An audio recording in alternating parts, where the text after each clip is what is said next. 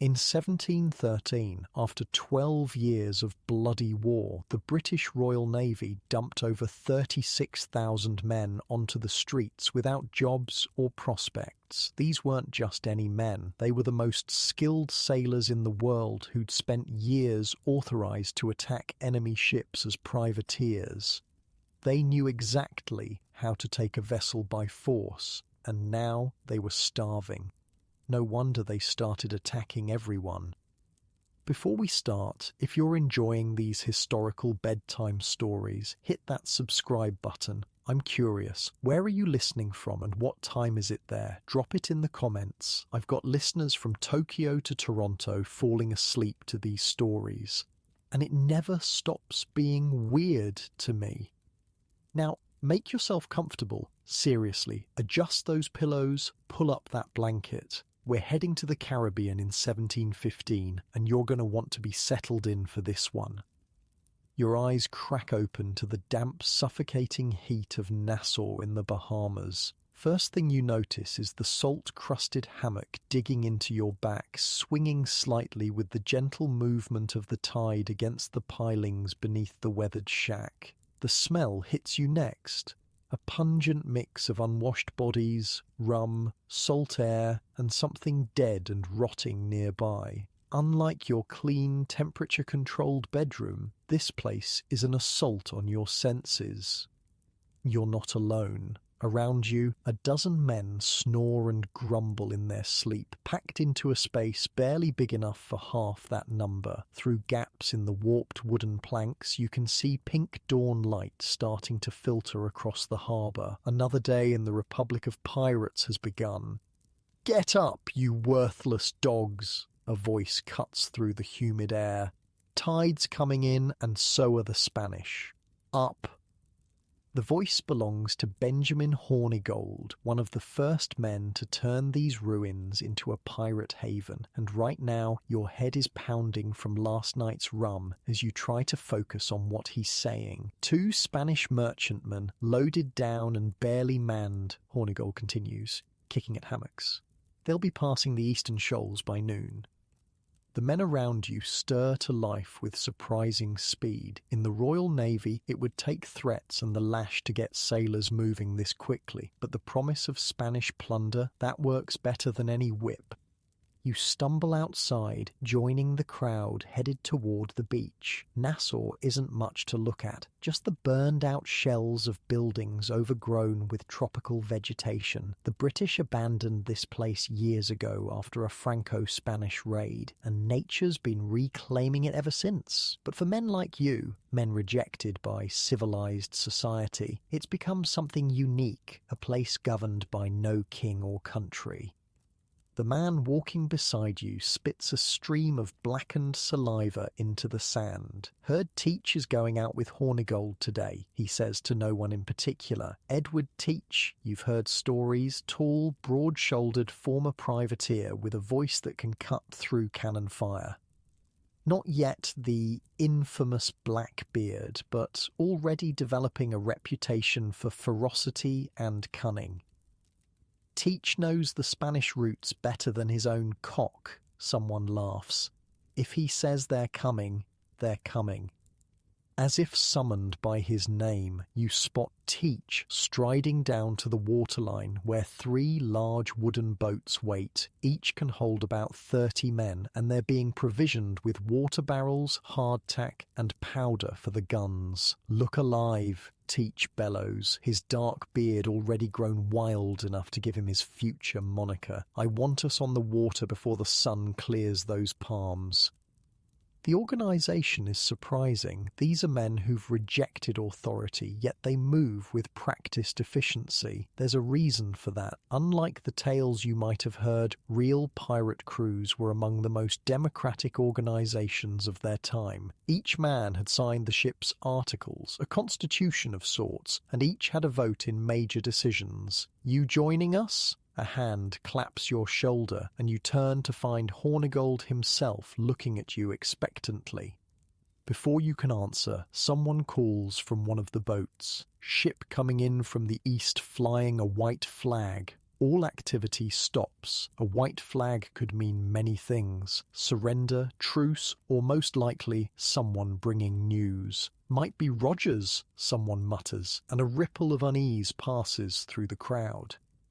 Woodes Rogers, the name alone is enough to make pirates nervous. A former privateer himself, Rogers had been appointed by the British Crown to clean up the Caribbean. He'd been offering pardons to pirates who gave up the life and the hangman's noose to those who refused.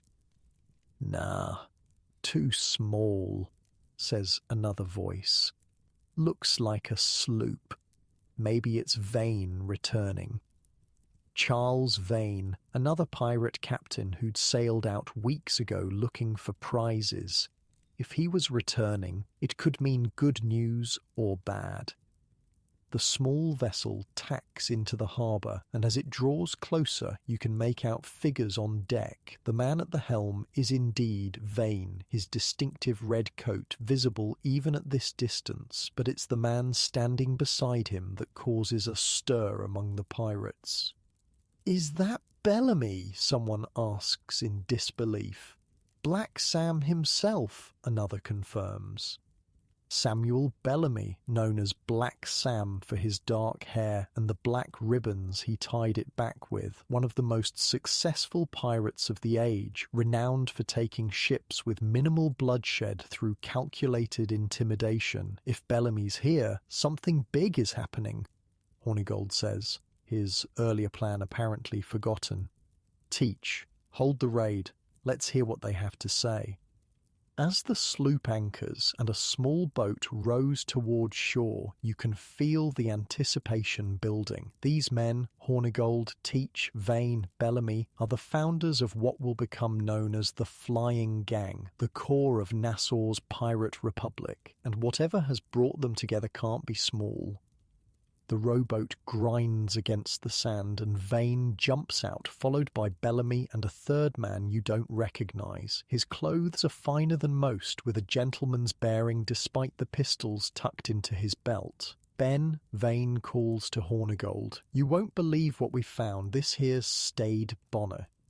The gentleman nods stiffly, looking uncomfortable. You've heard of him, the gentleman pirate, a wealthy plantation owner who, for reasons no one quite understood, abandoned his fortune to become a pirate. Most said he was running from a nagging wife, others that he'd gone mad. Whatever the reason, he'd proven himself a terrible captain, barely keeping his crew alive. "Bonnet came with news," Bellamy says, his voice low and intense. "The Spanish treasure fleet wrecked off Florida during the hurricane last month, all 11 galleons driven onto the reefs." A hushed silence falls over the gathering. The Spanish treasure fleet was the stuff of pirate dreams. Galleons laden with gold, silver, and jewels from the New World mines, making their annual voyage back to Spain. And now they were saying it had wrecked? "The Spaniards have salvage operations going," Vane continues, excitement evident in his voice. "They've already recovered millions in silver, but there's more. Bonnet here says they've got 350,000 pieces of 8 sitting in a guardhouse on shore, waiting for transport. Guarded by only 60 men." The implications sink in slowly, then all at once. A fortune beyond imagining, relatively lightly guarded, ripe for the taking. "I figure 5 ships, 300 men," Bellamy says, looking around at the gathered pirates. "We hit them hard, we hit them fast, and we're rich men." Hornigold's face shows he's already calculating the risks and rewards. The Spanish will come after us with everything they've got. "Let them try," Teach growls, his eyes gleaming with the prospect of such a prize. "By the time they organise a response, we'll be scattered to the winds."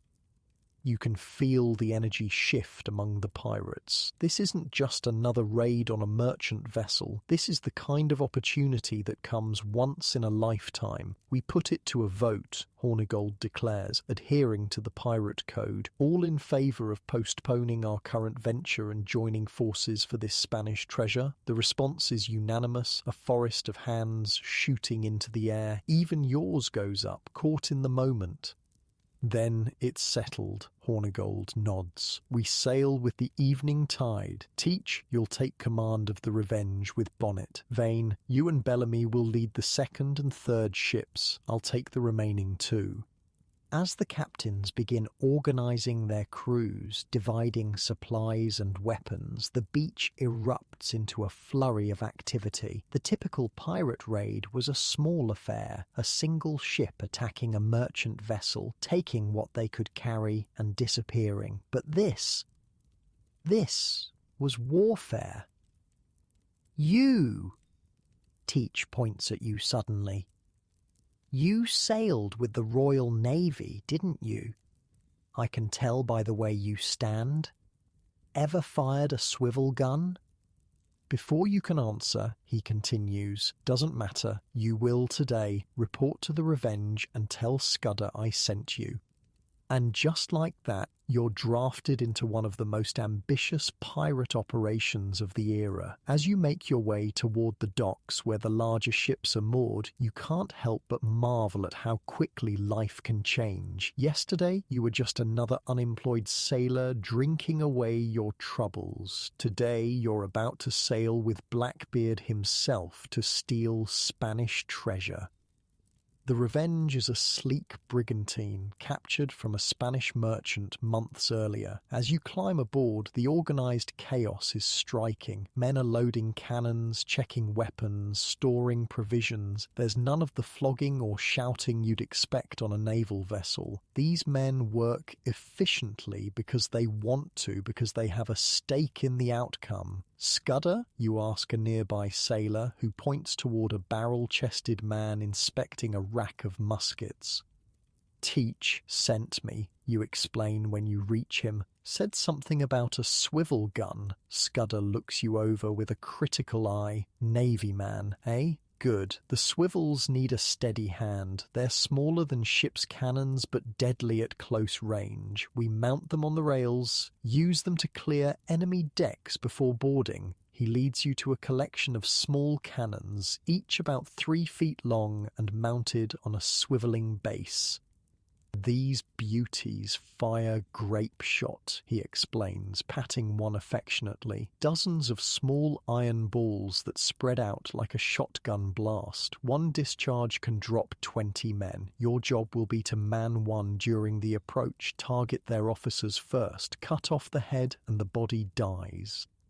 The casual way he discusses killing is jarring, but then again, this is the reality of pirate life. For all their democratic principles and relative freedoms, pirates were still criminals, murderers, and thieves. The romantic notion of swashbuckling heroes existed only in stories told long after they were gone. By nightfall, the pirate fleet is ready to sail. 5 ships, 300 men bound for the Florida coast and Spanish treasure. As the Revenge clears Nassau Harbor, you stand at the rail watching the ramshackle collection of huts and ruined buildings recede into the darkness. First big raid?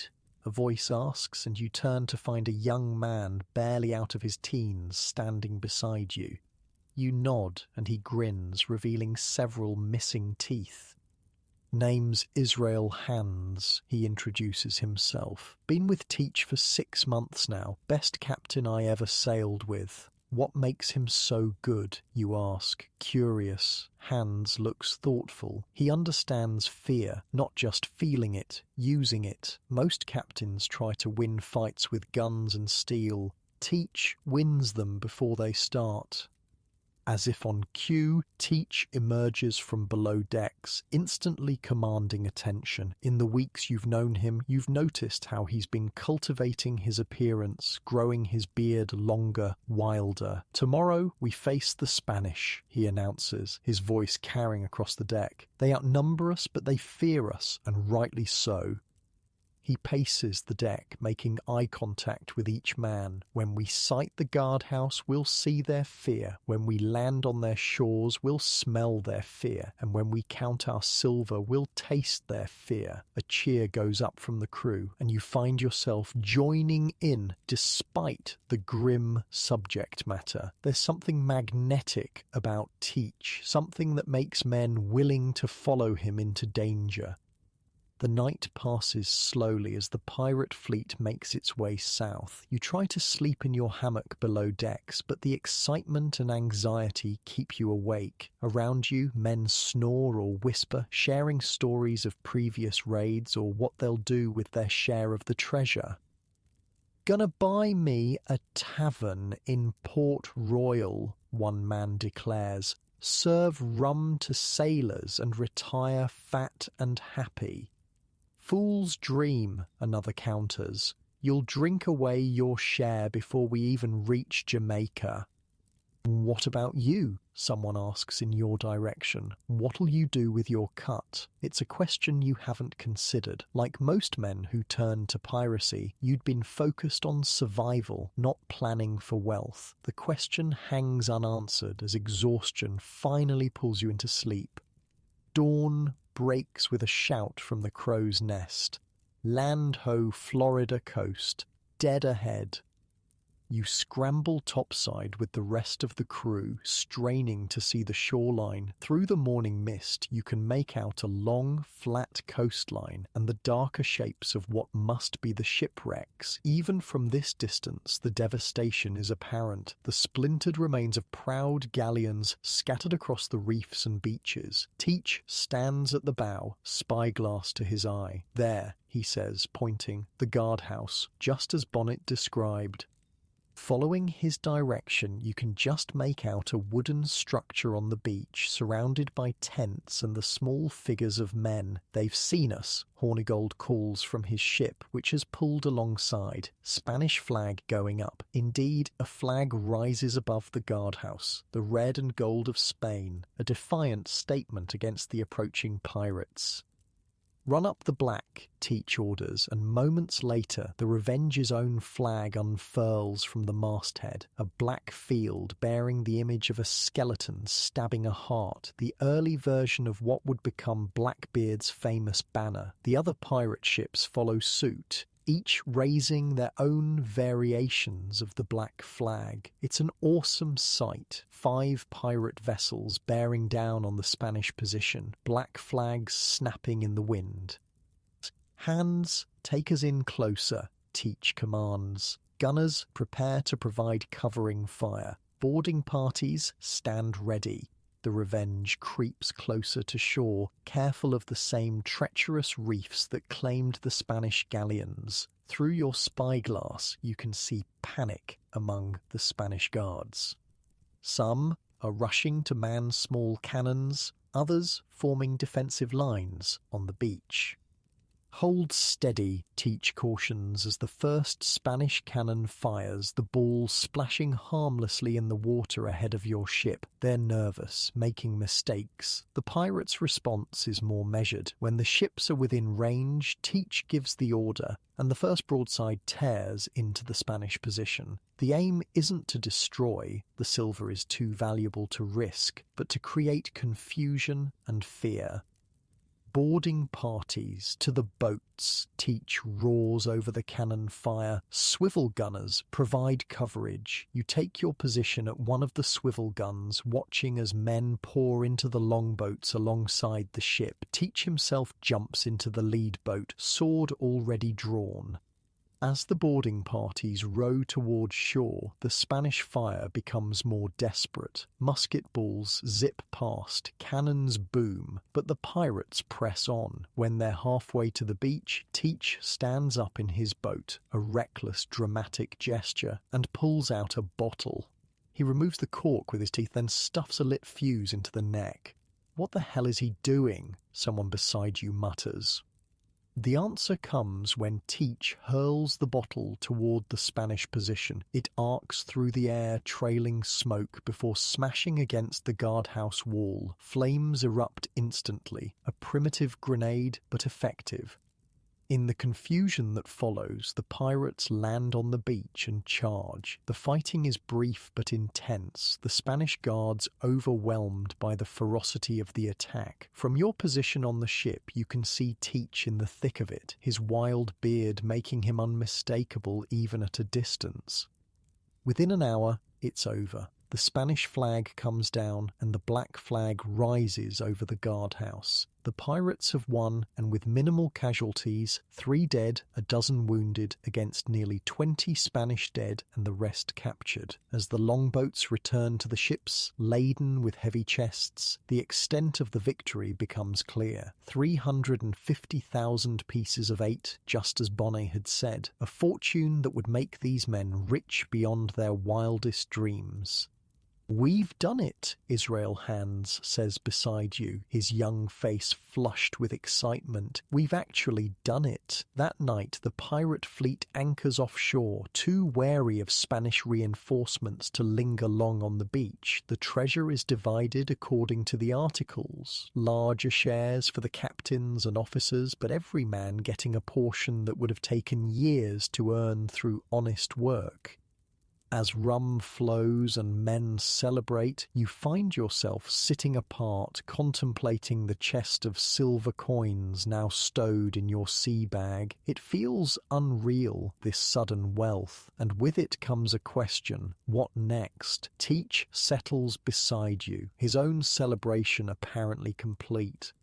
"Heavy thoughts for a victory night," he observes, just wondering what happens now. You admit. Teach stares out at the dark water, the moonlight catching in his beard. "We return to Nassau, strengthen our position. The world's changing, friend. The war's over, and the great powers are turning their attention back to the colonies, to men like us. You think they'll come for Nassau? Eventually." Teach nods. "Men like Woodes Rogers won't allow a pirate republic to thrive, but we'll be ready, and in the meantime," he grins, raising his rum bottle, "we'll live as free men." As Teach rejoins the celebration, you're left with a new understanding of this pivotal moment. This raid isn't just about Spanish silver, it's the beginning of something larger, the true rise of the Pirate Republic of Nassau, a bold experiment in outlaw democracy that would soon draw the full attention of the British Empire. Little do any of you know that this very raid will set in motion the events that will eventually lead to both the golden age of piracy and its downfall. For now, though, there is only the night, the rum, and the heady feeling of freedom that comes with being beholden to no king or country, only to each other and the articles you've signed. The Pirate Republic has announced itself to the world, and the world will soon answer. The morning light streams through cracks in the weathered planks of a Nassau tavern. Your eyes struggle to adjust as the pounding in your skull reminds you of last night's celebration. Silver coins, your share from the Spanish raid, still jingle in the pouch at your waist. It's 1716. And the Pirate Republic is flourishing. "Wake up, you bastard," a voice growls. "Teach wants to see you." You peel your face off the sticky wooden table. The speaker is Israel Hands, now Teach's trusted quartermaster. The boy has aged years in just a few months, his once smooth face now bearing a scar across the cheek and the hardened look of a man who's seen blood spilled. "Now," you manage to croak. "Right fucking now," Hands confirms. He's at the docks. Your mouth tastes like something died in it. Worse, it probably did. The water in Nassau is so brackish and foul that most pirates drink only rum or beer, safer than risking the dysentery that kills more sailors than cannonballs ever will. Outside, Nassau has transformed. What was once a collection of ramshackle huts among ruins has become a booming pirate settlement. Taverns, brothels, and supply stores have sprung up to serve the hundreds of pirates who now call this place home. The successful raid on the Spanish salvage operation brought more than just wealth, it brought reputation, and with it, more recruits. You find Teach at the end of the newly constructed pier, supervising the loading of a sloop, but something's different about him. The beard that once just marked him as unkempt has been allowed to grow wild, spreading across his chest like a black mane. There he is, Teach turns, grinning through that forest of hair. My favourite gunner. You wanted to see me? Got a proposition for you, Teach says, lowering his voice. Hornigold and I are parting ways. This catches you off guard. Benjamin Hornigold and Edward Teach had been inseparable since founding the Pirate Republic, their partnership the bedrock of Nassau's strength. What happened, you ask, unable to hide your surprise. Teach gestures for you to follow him aboard the sloop. Philosophical differences, he explains once you're out of earshot of the dock workers. Ben refuses to attack English ships, says it violates his privateer commission. But the war's over, you point out. The commission's worthless. Exactly, Teach nods. I say a ship's a ship. Gold is gold, no matter what flag it flies under. Half the crew agrees with me. You begin to see where this is going. You're splitting the crew. Already done, Teach confirms. Vote was taken last night while you were face down in your cups. I'm taking this sloop and 40 men going hunting. And you want me to come along? Teach's dark eyes glint with something dangerous. You're handy with a swivel gun, good in a fight, don't talk too much. What do you say? It's not really a question. In the unwritten code of the Pirate Republic, refusing such an offer could be seen as an insult. Besides, your silver is dwindling fast in Nassau's taverns and brothels. When do we sail, you ask? Teach's grin widens. High tide, 2 hours.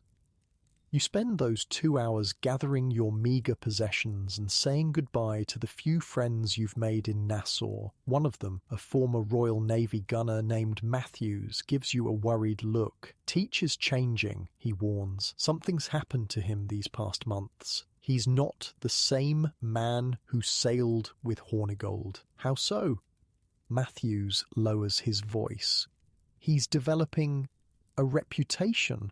Cultivating it saw him practicing with slow matches in his beard yesterday, standing in front of a mirror, seeing how it looked. You think back to the wild-haired man on the dock. It's just for show, surely. Maybe, Matthews doesn't sound convinced. But there's talk of ships taken where no survivors were left to tell the tale.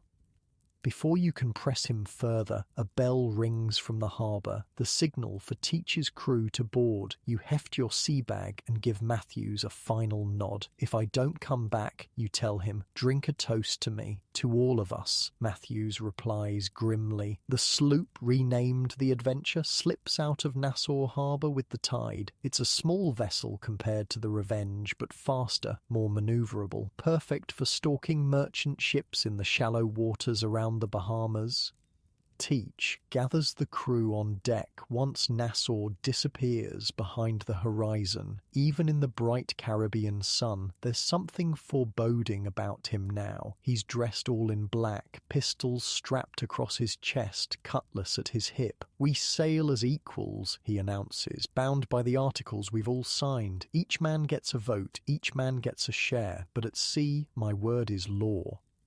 No one challenges this seeming contradiction. In pirate democracy, the captain's authority during battle was absolute, necessary for survival. It was only in matters of overall strategy, punishment, and prize-taking that the crew's votes held sway. Our hunting grounds will be the shipping lanes between here and the Carolina coast, Teach continues. Rich pickings but dangerous waters. The Royal Navy patrols there, and the colonial governors are offering bounties for our heads.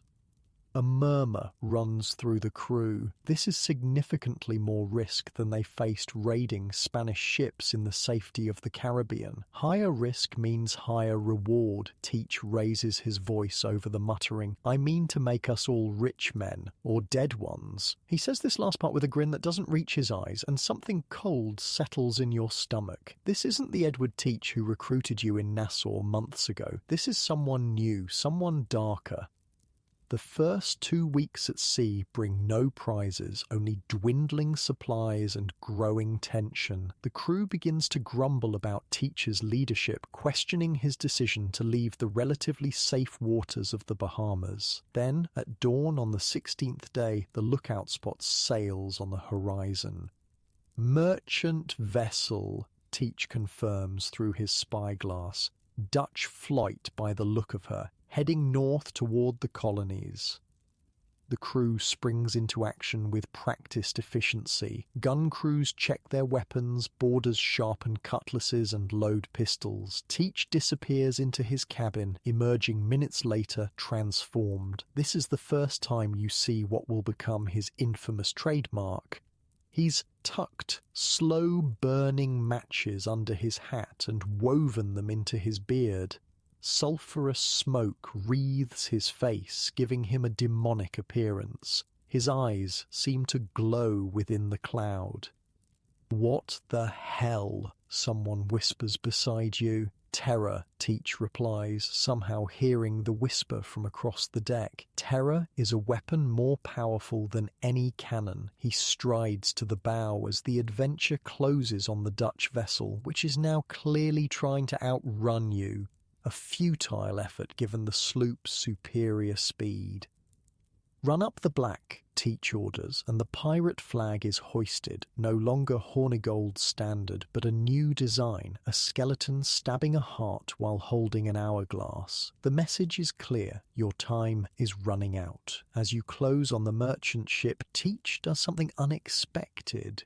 He takes 2 lit matches and places them in his mouth, biting down so they stick out like fiery fangs. Combined with the smoke from his beard, the effect is terrifying, a devil risen from the depths.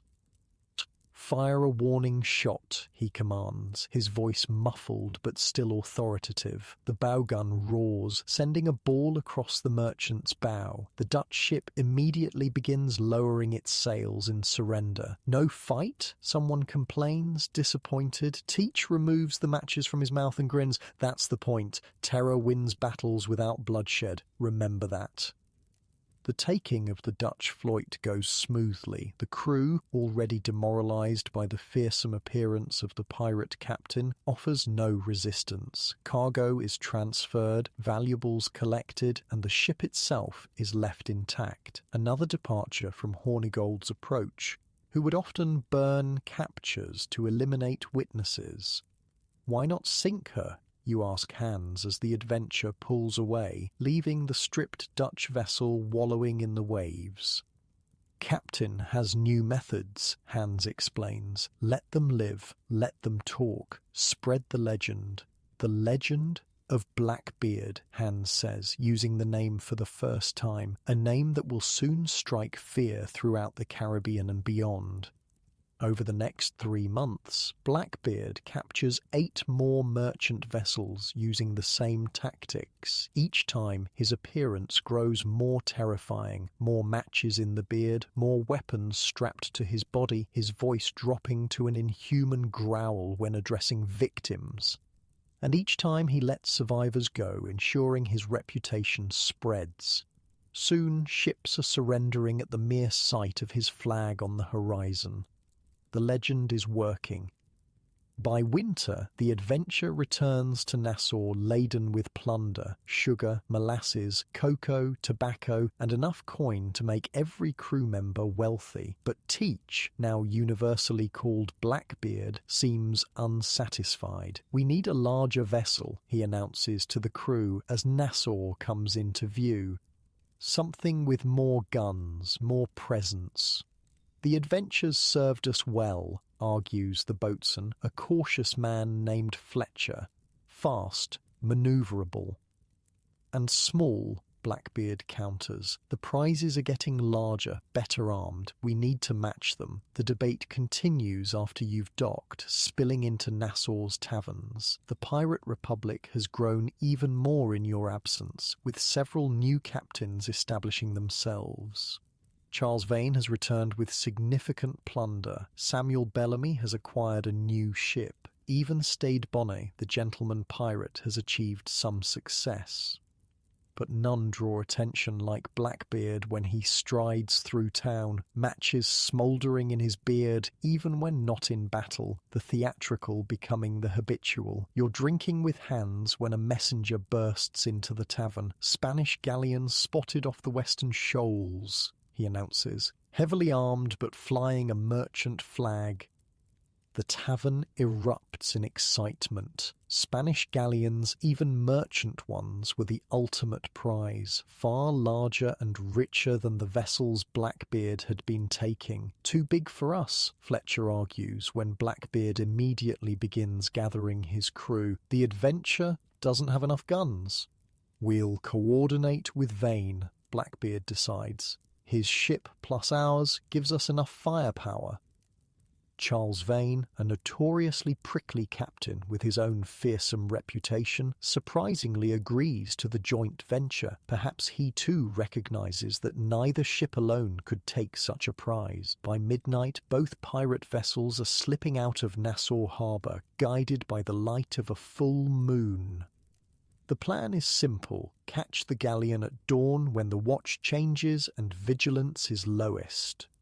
As predicted, you sight the Spanish ship just as the first light breaks over the horizon. It's an impressive vessel, three-masted with at least 30 gun ports visible. "That's no merchant," Fletcher mutters beside you. "That's a warship flying false colours." Before anyone can act on this observation, Blackbeard orders the attack. The Adventure and Vane's ship, the Ranger, approach from different angles, hoping to catch the galleon in a crossfire. What happens next is chaos. The Spanish vessel suddenly comes alive, gun ports opening along both sides. It was indeed a trap, a Spanish naval frigate disguised as a merchant, specifically hunting pirates. "Hard to port," Blackbeard roars as the first Spanish broadside tears through the water where you would have been. "Return fire." The Adventure's guns seem pathetically small against the frigate's armament, but Blackbeard's crew fires with disciplined precision, targeting the enemy's rudder and rigging rather than attempting to penetrate her thick hull. Vane's ship takes a direct hit, its foremast splintering and collapsing in a tangle of ropes and canvas. The Ranger begins to drift, unable to maintain position in the battle. "We're on our own," Hans shouts over the cannon fire. "Orders?" Blackbeard's face, even through the smoke of battle and his own smouldering beard, shows no fear. "Closer," he commands. "Get us alongside." "Alongside?" Fletcher protests. "They'll blow us out of the water. Their guns can't depress enough if we're directly against their hull." Blackbeard explains with eerie calm. "Get us in their blind spot." It's a desperate gamble, but with the Ranger crippled and the Adventure outgunned, there are few options. The helmsman guides your sloop directly toward the massive Spanish vessel, enduring another broadside that tears through your rigging but miraculously leaves the hull intact. Then you're there, snugged up against the frigate's towering wooden wall. Just as Blackbeard predicted, their guns can't be lowered enough to hit you, and the Spanish crew's attempts to fire muskets down at your deck are met with a withering response from your own marksmen. "Grappling hooks," Blackbeard orders. Prepare to board. It seems insane. You're 40 men against what must be at least 100 Spanish sailors, but Blackbeard is already leading by example, grabbing a hook and throwing it upward to catch on the frigate's rail. Are we really doing this? Someone asks in disbelief. Would you rather stay here and drown? Hans retorts, grabbing his own grappling hook. What follows is the most desperate fight you've ever experienced. The initial boarding is a brutal exchange of pistol fire, followed by hand-to-hand combat with cutlasses, knives and boarding axes. The Spanish have numbers, but the pirates have ferocity born of desperation. And they have Blackbeard. The captain is everywhere at once, his beard still smouldering, pistols barking, cutlass slashing. He seems to have transformed completely into the devil he pretends to be, roaring with each swing of his blade, laughing when Spanish shot tears through his coat. He's not human, a Spanish officer gasps before you cut him down. The fighting continues for what feels like hours, but is probably only minutes. Slowly, the tide turns. Spanish sailors begin throwing down their weapons, some even jumping overboard rather than face the demonic pirate captain and his crew. When the Spanish captain finally surrenders his sword, the frigate is yours. The cost has been high, 12 pirates dead, most of the rest wounded, but the prize is beyond imagination. The ship was carrying military payroll bound for Havana, over 100,000 pieces of 8. A gift from God, Blackbeard declares, standing blood-spattered on the quarterdeck of his new flagship. Or perhaps from the devil. The frigate, renamed the Revenge in honour of Blackbeard's first command with Hornigold, is sailed back to Nassau alongside the damaged Adventure and the limping Ranger. Your arrival causes a sensation. Never before has a Spanish naval vessel been captured by pirates. The victory cements Blackbeard's position as Nassau's preeminent captain. Even Benjamin Hornigold, still clinging to his refusal to attack English ships, must acknowledge his former protégé's achievement. In the weeks that follow, the Revenge is refitted according to Blackbeard's specifications. Additional gun ports are cut into her hull, bringing her armament to 40 cannons, a floating fortress that could challenge any colonial warship. We're not just taking prizes anymore, Blackbeard announces to his expanded crew, now numbering over 100 men. We're establishing dominance. The Caribbean will be ours. Some of the older pirates exchange worried glances at this declaration. Piracy had always been about survival and wealth, not territorial control. Blackbeard's ambitions seem to be growing beyond the simple life of taking prizes. Your own concerns are validated when Blackbeard summons his officers to his cabin one evening. The space has been transformed to match its new occupant. Black drapes over the windows, weapons mounted on every wall, and a massive oak desk that must have been looted from some governor's mansion. Gentlemen, Blackbeard begins once everyone is seated, our success has brought unwanted attention. The governors of Virginia, South Carolina, and the Bahamas have all issued proclamations against us. Bounties have been placed on our heads. Nothing new there. Hans shrugs. Pirates have always been hunted. Not like this. Blackbeard slides a paper across the desk. £500 for me, dead or alive. 100 for each of you. The largest bounties ever offered for pirates. The numbers are sobering. £500 is a fortune, enough to tempt even the most loyal crewmate. Additionally, Blackbeard continues, I have information that Woodes Rogers has been appointed governor of the Bahamas with explicit instructions to eliminate the pirate presence in Nassau. This news sends a ripple of concern through the cabin. Rogers was a formidable opponent, a former privateer himself who understood pirate tactics and had the full backing of the British Crown. "So what's the plan?" Fletcher asks, voicing what everyone is thinking. "Abandon Nassau? Find a new base?" Blackbeard's smile is cold. "No, we negotiate." "Negotiate?" you can't help but ask. "With who?" "With the governor of North Carolina," Blackbeard reveals. "Charles Eden. I've already sent a messenger. Eden is open to an arrangement."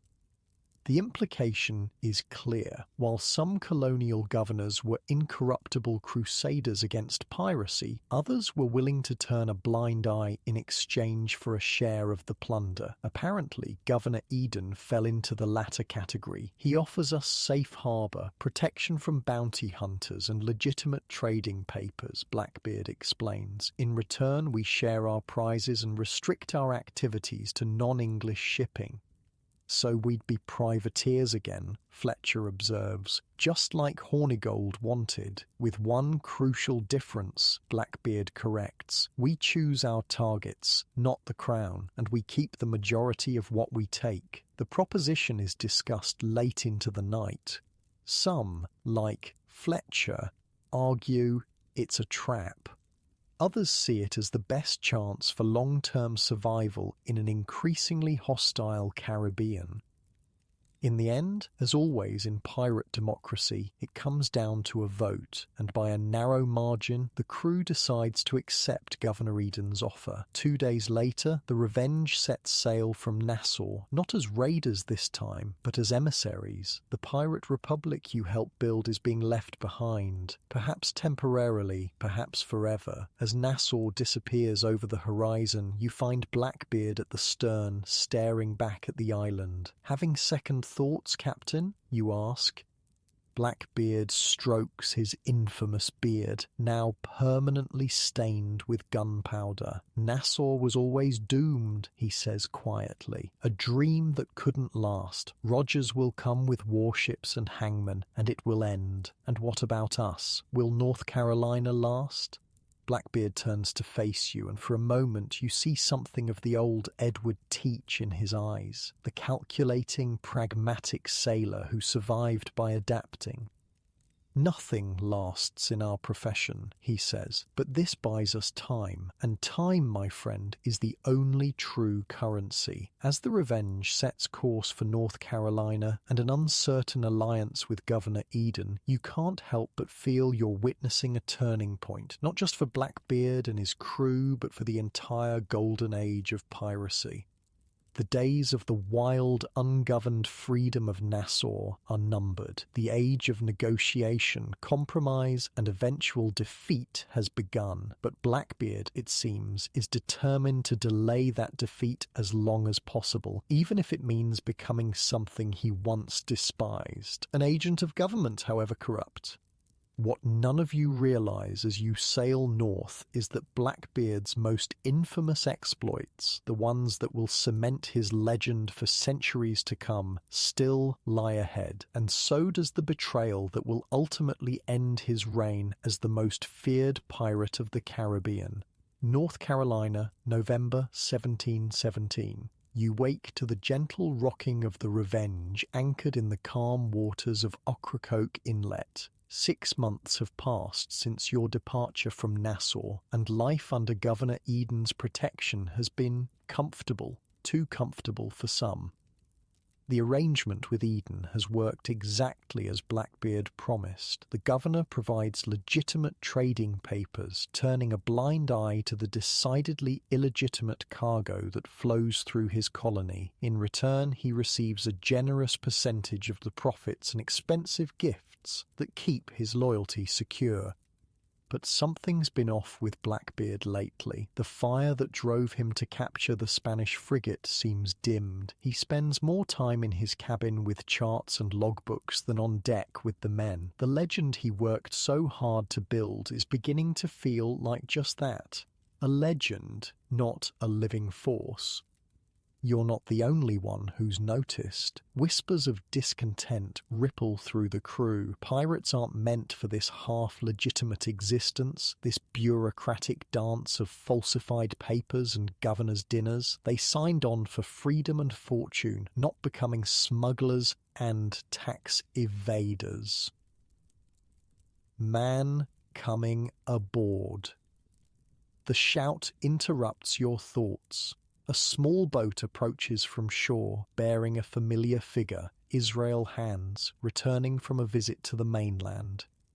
Hands climbs aboard, his expression grim as he heads straight for the captain's cabin. Something's happened. You follow, close enough to hear, but not to intrude. The door to Blackbeard's cabin remains partly open, voices drifting out. Woods Rogers has taken Nassau, Hands reports without preamble. Offered pardons to any pirate who surrendered. Hornigold accepted. Ben always was practical. Blackbeard's voice reveals no surprise. How many others?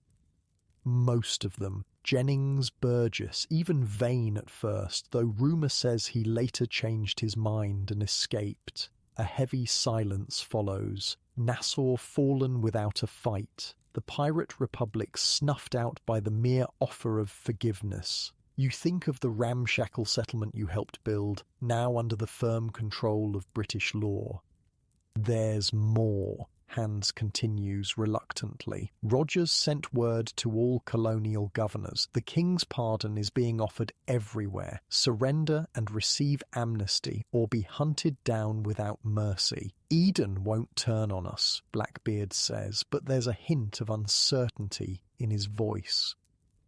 Maybe not, but his superiors might force his hand. And with Nassau gone, where would we run if things sour here? You've heard enough. Slipping away before they notice you, you head for the forecastle where some of the crew are dicing. Their carefree laughter feels disconnected from the gravity of what you've just learned. That evening, Blackbeard calls the entire crew on deck. His appearance has changed again. The beard grown even wilder, streaked now with grey despite his relatively young age. The smouldering matches are absent, but something in his eyes burns hotter than any physical flame.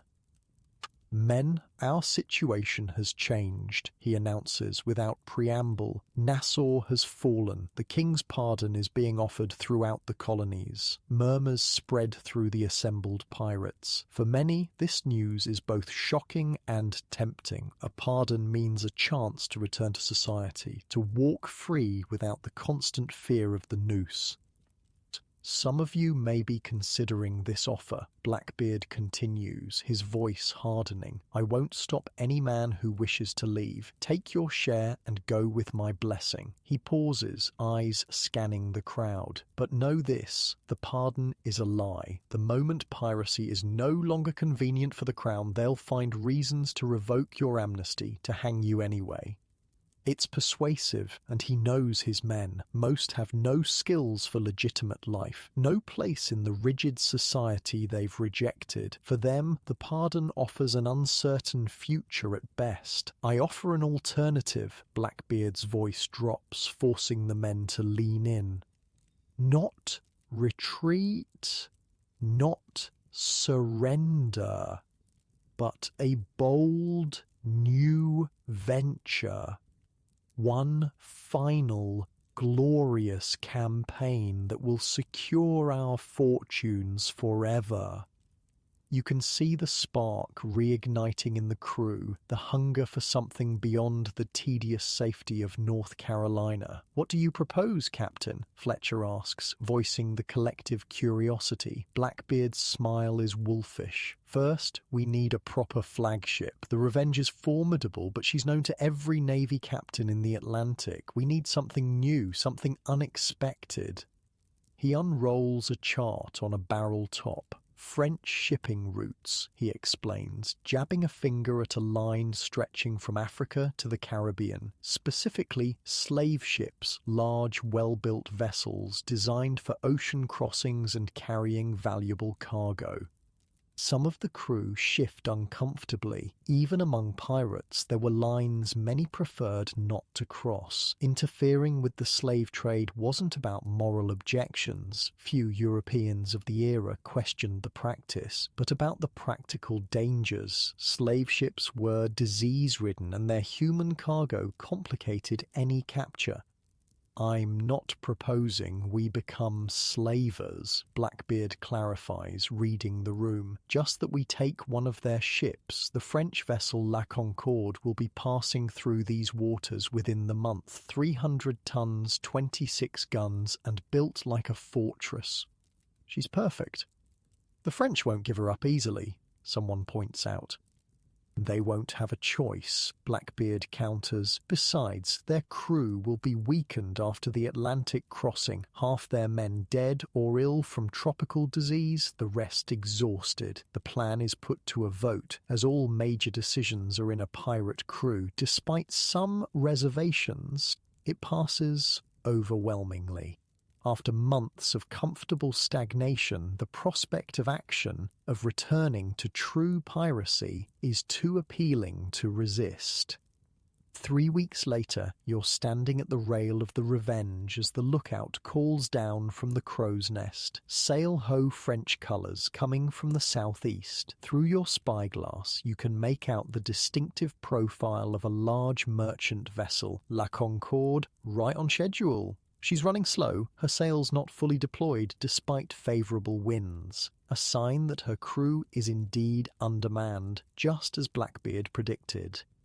"Battle stations," Blackbeard orders, though there's little urgency in his voice. This won't be much of a battle. As the Revenge approaches, you can see the French crew scrambling to prepare what defence they can, but their movements are sluggish, disorganised. When Blackbeard runs up his black flag, you can practically feel their morale collapsing.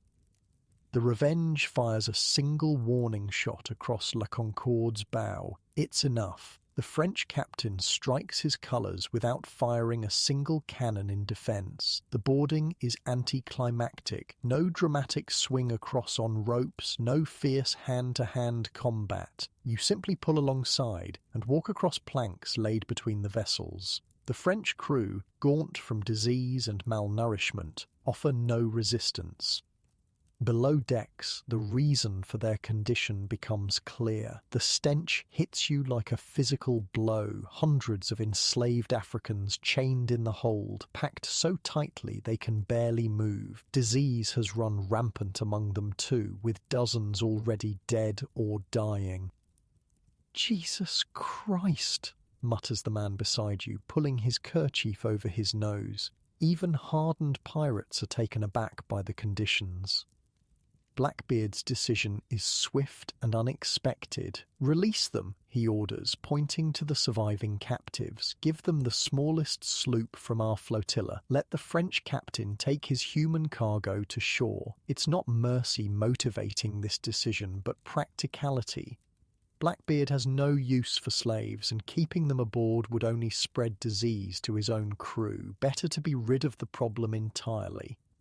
While the transfer takes place, you help explore La Concorde. She's everything Blackbeard promised. Sturdy construction, good armament, and spacious. The ship's carpenter, examining her hull, whistles appreciatively. "She'll take additional gun ports easily," he notes. "Could mount 40 cannons without stressing her frame." By nightfall, the French crew and their human cargo are gone, given the smallest vessel in your flotilla, a backhanded mercy that at least offers them a chance at survival. La Concorde is yours. Blackbeard wastes no time making the ship his own. The French captain's cabin is cleared out and Blackbeard's own distinctive possessions brought aboard. The black drapes, the arsenal of weapons, the oak desk. The ship herself is rechristened in a ceremony involving liberal amounts of rum. "I name this vessel Queen Anne's Revenge," Blackbeard declares, smashing a bottle against her hull. The name is significant, Queen Anne's War being the conflict that first employed many of you as privateers, the war whose end launched the current wave of piracy. There's another meaning too, one Blackbeard doesn't articulate but you all understand. It's a declaration of intent against the new British monarch, King George III, Queen Anne's Revenge, vengeance for the broken promises and discarded sailors of the previous ruler's war.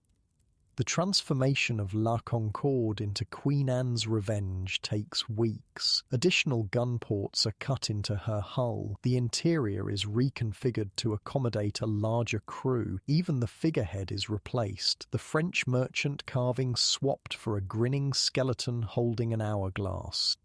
During this time, Blackbeard recruits heavily, expanding his force beyond the original crew of the Revenge. By the time the work is complete, he commands 4 ships and over 300 men, the largest pirate fleet since Henry Morgan's buccaneers decades earlier. Life aboard Queen Anne's Revenge quickly settles into its own rhythm. Unlike naval vessels with their strict hierarchy and brutal discipline, pirate ships operated as floating democracies, at least when not in battle.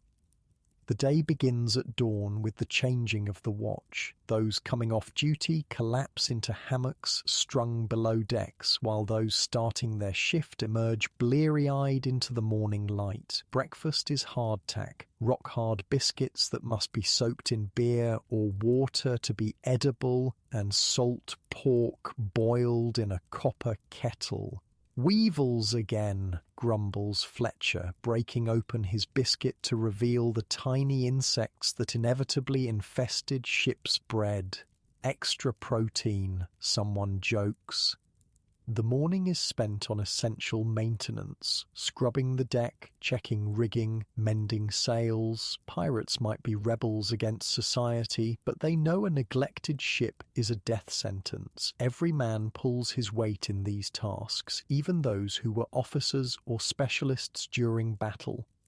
Around midday comes the main meal, usually bean soup with whatever meat is still edible from the stores. On good days, there might be fish caught from the rail. On bad ones, the meat is so heavily salted or spoiled that even hardened sailors struggle to keep it down.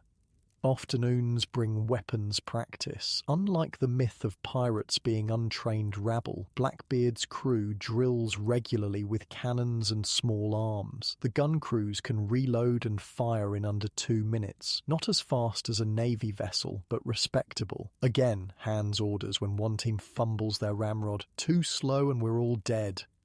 Evenings, if no prey is being pursued, bring the closest thing to leisure. Men gather on deck to smoke, dice, or share stories. Music is common, fiddles, pipes, and sea shanties sung with varying degrees of talent. Blackbeard himself rarely participates in these gatherings anymore, preferring to study charts in his cabin or confer with his officers. "He's planning something big," you overhear one pirate telling another. "Bigger than anything we've done before."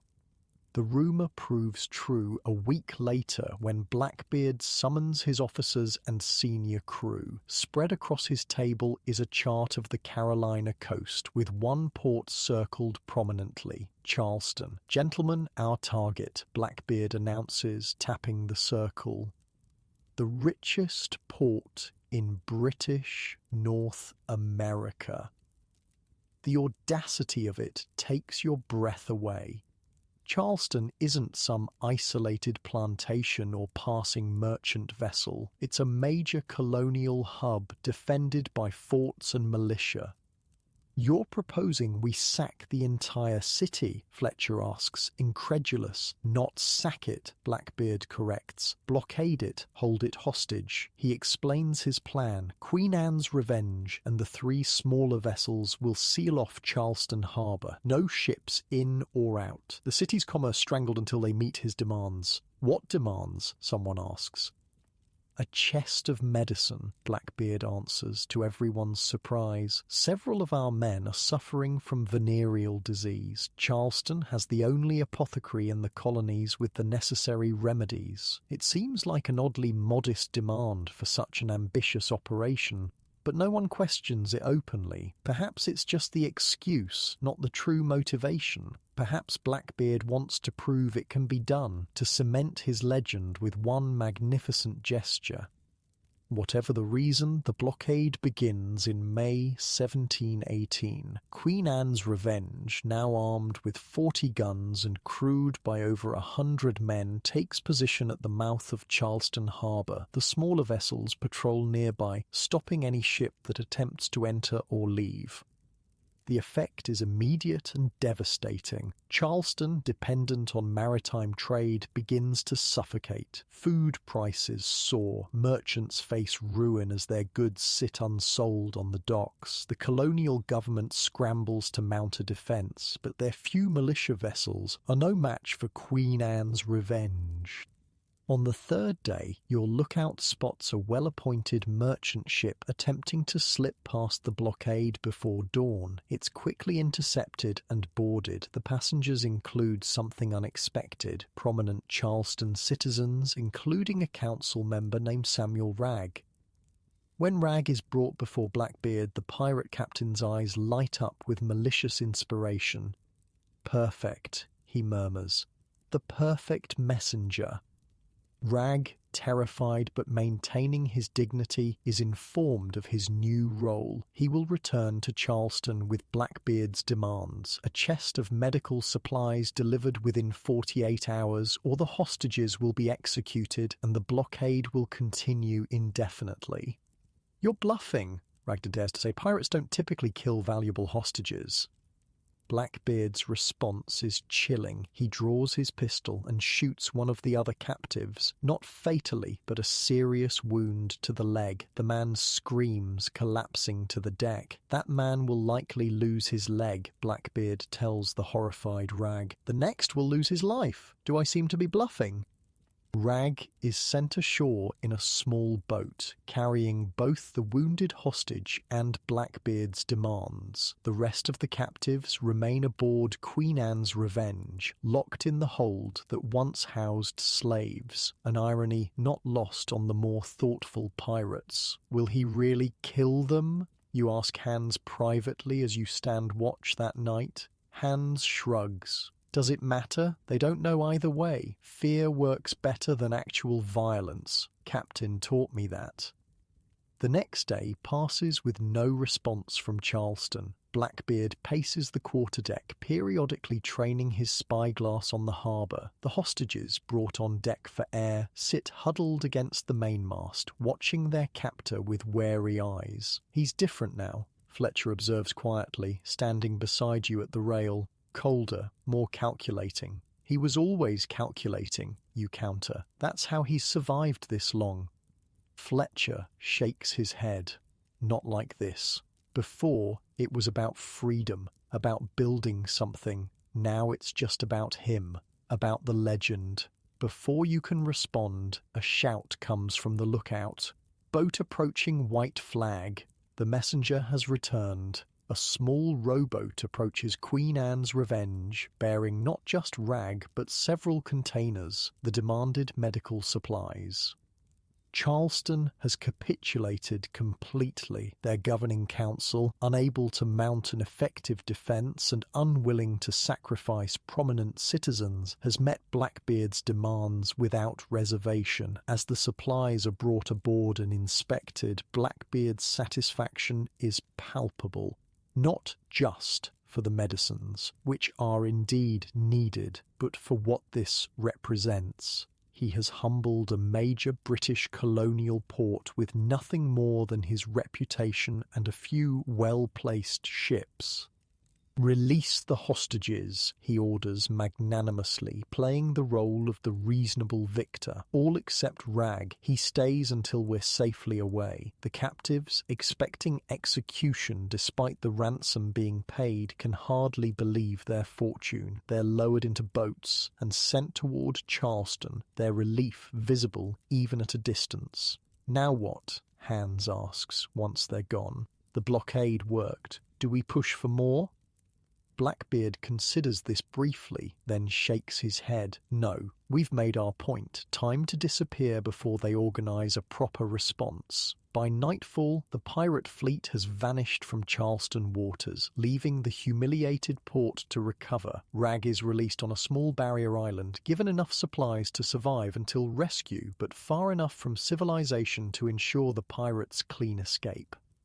The victory should feel triumphant, but there's an odd mood aboard Queen Anne's Revenge as you sail north. It's been too easy, the greatest achievement of Blackbeard's career, and it was accomplished without firing a single broadside in anger. It doesn't seem right, a gunner named Collis comments as you help him secure the cannons that were never used. Blockading civilians, threatening merchants, not what I signed on for. And what did you sign on for, you ask? Piracy was never noble work. Collis shrugs. Fair fights against those who could defend themselves. Spanish treasure ships, armed merchantmen, not this. His discomfort is shared by others, you realize. There's a growing sense that something fundamental has changed, not just in Blackbeard, but in the nature of your enterprise. The line between pirate and terrorist has blurred.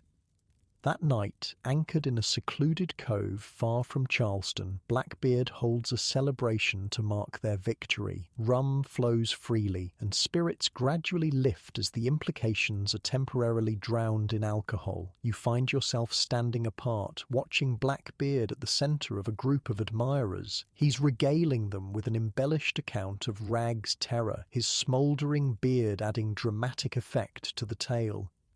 Considering retirement, Fletcher appears beside you, offering a cup of rum. You accept the drink. Just thinking, what happens next? You heard the captain. We head back to North Carolina, enjoy Eden's protection a while longer. And then, Nassau's gone. The King's pardon is being offered everywhere. How long before Eden faces pressure to turn on us?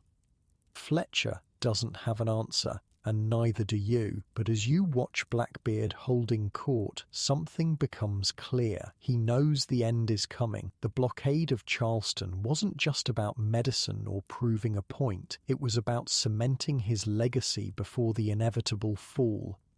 For now, though, Queen Anne's Revenge sails on, her black flag a symbol of the last gasp of the golden age of piracy. The hunters are closing in, but Blackbeard seems determined to give them a chase worthy of his legend. What none of you can know as you celebrate this hollow victory is how soon that legend will meet its bloody conclusion. Or that the most remarkable chapter in the story of piracy is unfolding elsewhere, with two women who are rewriting the rules of a man's profession. While Blackbeard terrorized the Carolina coast, another legend was taking shape in the turquoise waters around the Bahamas, a legend that defied every convention of the pirate world and the world at large. The tavern is called the Spyglass, a weathered wooden structure on New Providence Island that somehow survived Woodes Rogers's purge of Nassau. The place reeks of spilled rum, unwashed bodies, and the peculiar musty odour that permeates all Caribbean buildings in the wet season. You've been drowning your sorrows here since your narrow escape from Queen Anne's Revenge. Jumping ship in North Carolina after the Charleston blockade left a sour taste in your mouth. You weren't the only one to abandon Blackbeard. Fletcher and a dozen others also slipped away, sensing the captain's growing recklessness would lead to disaster. News trickled down to Nassau confirming your instincts. Blackbeard had run Queen Anne's Revenge aground near Beaufort, possibly deliberately. The great ship now sits broken on a sandbar, her captain having escaped with the best men and most valuable plunder on a smaller sloop. Another? The barmaid interrupts your thoughts, gesturing at your empty cup. She's attractive in a hard-edged way, with auburn hair pulled back severely and eyes that miss nothing. Something about her seems vaguely familiar, though you can't place where you might have seen her before. Can't afford it, you admit. Your share from Blackbeard's crew is nearly gone, and legitimate work is scarce in Nassau these days. Roger's administration has driven most pirates away, replacing them with merchants and farmers ill-disposed to hiring former outlaws. The woman studies you for a moment, then pours anyway. On the house, she says, her accent revealing Irish origins. You sailed with Teach, didn't you? Your hand instinctively moves toward your pistol, admitting former associations with notorious pirates could still be dangerous, even in Nassau. Relax, she says, noticing the movement. Half the men in here are former pirates. Rogers may have taken the island, but he can't change what it was, what it still is, beneath the surface. You relax slightly, accepting the drink. I left before the end, you clarify. After Charleston. Smart move, she nods. Heard he lost the Queen Anne soon after, running from the Navy, some say. And who'd you sail with, you ask, turning the question back on her. A cryptic smile plays across her lips. Who says I sailed at all? Before you can respond, the tavern door bangs open. A flamboyantly dressed man strides in, his coat a riot of calico patches that give him his nickname, Calico Jack Rackham, a pirate captain of middling reputation who'd accepted the king's pardon only to return to piracy months later. "Anne!" he bellows cheerfully. "Cast off, darling, we've got a tide to catch." The barmaid, Anne, gives you one last enigmatic look before sauntering over to Rackham. To your astonishment, she kisses him full on the mouth, then begins issuing orders to several rough-looking men who've entered behind him. "That's Anne Bonny," mutters a voice beside you. Fletcher has materialized on the adjacent stool, his own cup already empty. Rackham's woman. Rumour says she sailed with him on raids. A woman pirate? You scoff. That's just tavern talk. Fletcher shrugs.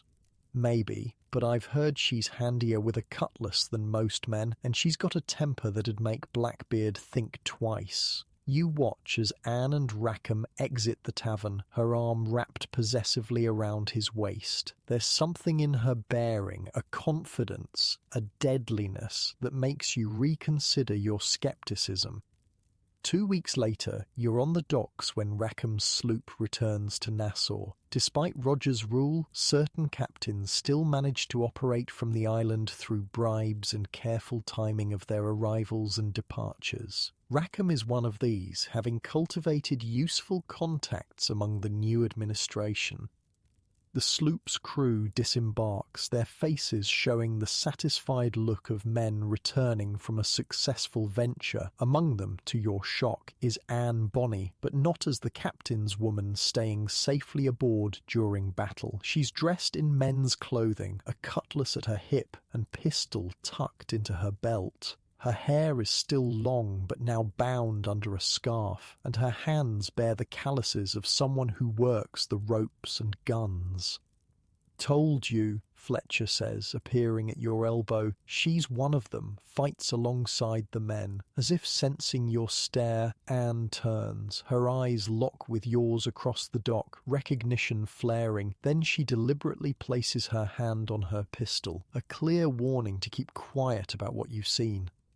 That night, curiosity draws you back to the spyglass. Rackham and his crew are celebrating their successful raid. Apparently, they'd taken a Spanish mercantile vessel off Cuba, a small prize but valuable enough to keep them supplied for months. Anne is back in women's clothing, moving among the tables, serving drinks as if she'd never left. The transformation is remarkable, from fearsome pirate to barmaid and back again. You wonder how many other patrons know her secret. "She wasn't the first, you know," says a voice at your table. You look up to find Fletcher again, this time accompanied by an older sailor named Matthews, the same who'd warned you about Blackbeard's changing nature months ago. "First what?" you ask, though you know exactly what he means. first woman to go pirating, Matthews elaborates. There was Mary Red before her, served in the British Army disguised as a man, then turned privateer, then pirate, whole life pretending to be something she wasn't. Old stories you dismiss, though you're intrigued. Not so old, Matthews insists. Word is she's sailing these waters now, still dressed as a man, most not knowing any different. If she's so well disguised, you challenge, how would anyone know? Matthews grins, revealing several missing teeth. Because, lad, the most interesting part of the story is yet to come. He leans forward conspiratorially. Rackham took a new crewman last month. Young fellow, keeps to himself. Good fighter, they say. Very good. Almost as if he'd spent a lifetime proving himself. The implication is clear, and your eyes automatically scan the tavern, looking for someone who might fit the description. Your gaze settles on a solitary figure in the corner, slight of build but wiry cropped hair, features that could be described as delicate for a man, but not remarkably so. That's Mark, Fletcher confirms, following your gaze. The one Matthews means. The person called Mark sits alone, nursing a single drink, watching the room with alert eyes. There's something in that watchfulness that reminds you of Anne, the same wariness, the same readiness for danger. So you're saying, you begin, not saying anything definite. Matthews cuts you off. Just telling stories, interesting stories about interesting people. The conversation moves to other topics, but you find your attention repeatedly drawn to the corner where Mark sits, and to Anne Bonny, moving confidently among the rowdy pirates, occasionally exchanging glances with Rackham that speak of genuine affection. A week passes. You've found temporary work repairing fishing boats, humble labour compared to your pirating days, but it keeps starvation at bay. One evening, returning from the boatyard, you take a shortcut through an alley behind the spyglass and stumble upon a scene that freezes you in place. Anne Bonny has a man pinned against the wall, her knife at his throat. The man is whimpering, blood already trickling from a cut on his cheek. Say it again, Anne hisses, her Irish accent thickened by rage. Say what you called me to my face this time. I'm sorry, the man gasps. I didn't mean to call me Rackham's whore. The knife presses deeper. Didn't mean to say I'm only aboard for his amusement. You should leave, should pretend you've seen nothing, but something keeps you rooted to the spot. Perhaps it's the fury in Anne's eyes, not just anger at an insult, but the accumulated rage of a lifetime being underestimated and dismissed. Please, the man begs. I was drunk. I didn't. Problem here.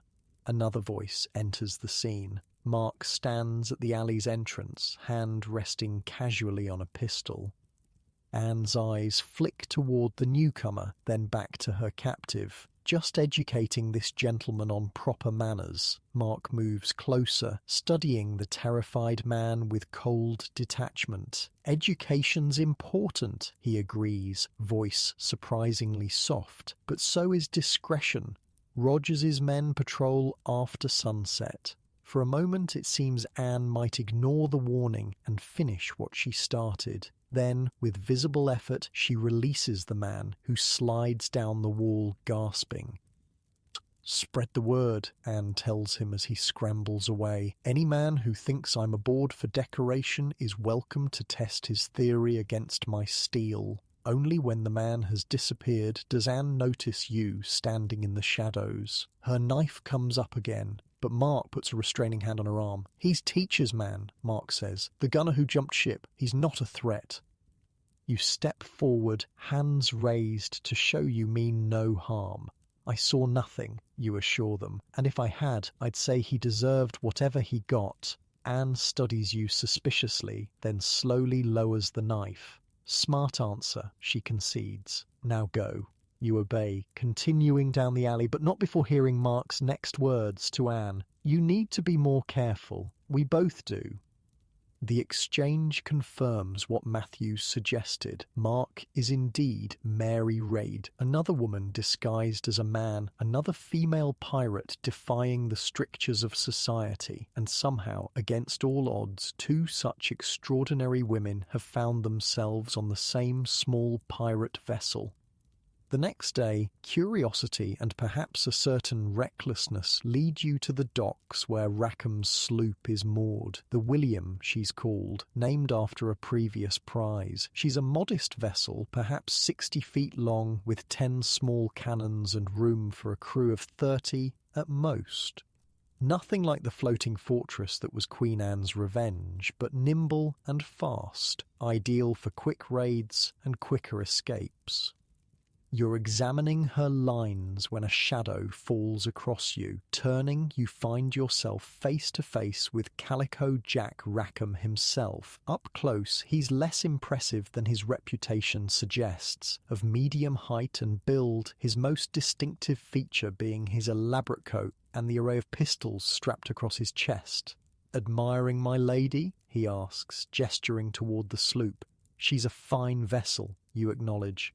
"Good lines. Quick, I'd wager." "Quick enough to outrun anything in these waters," Rackham boasts. "Not that running's my preferred strategy." There's a moment of awkward silence before he continues, more directly. "Anne says you're handy with a swivel gun, sailed with Blackbeard before he lost his mind." The statement catches you off guard. "I was adequate," you admit cautiously. "Left his service some time ago." "Smart move," Rackham nods. "Man was bound for a bad end. Too much legend, not enough sense." He pauses, studying you. "I'm short a gunner. Last one lost an argument with a Spanish musket ball. The offer is unexpected, but not unwelcome. Your funds are dwindling and boat repair pays poorly. Still, you hesitate, remembering your last disastrous experience with piracy. "I've got a good crew," Rackham continues, sensing your reluctance. "Disciplined, democratic, we vote on targets, split shares fairly. And women aboard," you say before you can stop yourself. "I've heard stories."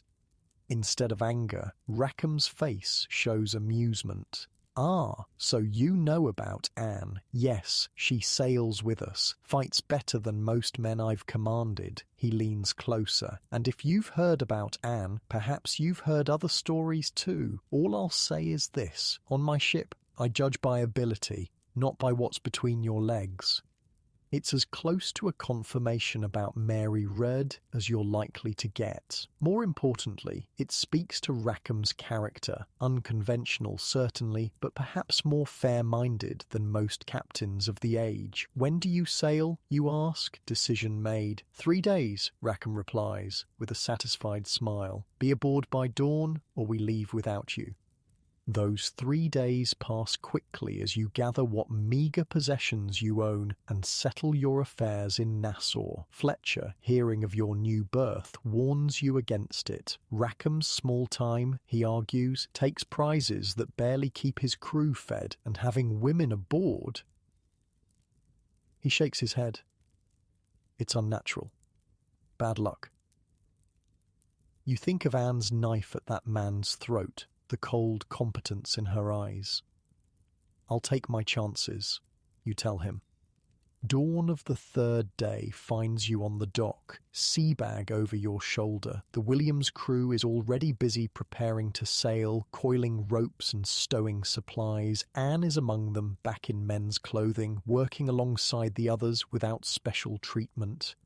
Mark, or Mary, though you'll never use that name aloud without invitation, is at the bow, checking the forward gun. You note how the other sailors give her a respectful berth, suggesting her skills have already been demonstrated convincingly. Rackham welcomes you aboard with a flask of rum, a traditional pirate greeting, and assigns you to the starboard swivel gun, your specialty. By the time the sun clears the horizon, the William is slipping out of Nassau Harbor, bound for the shipping lanes between Cuba and Florida.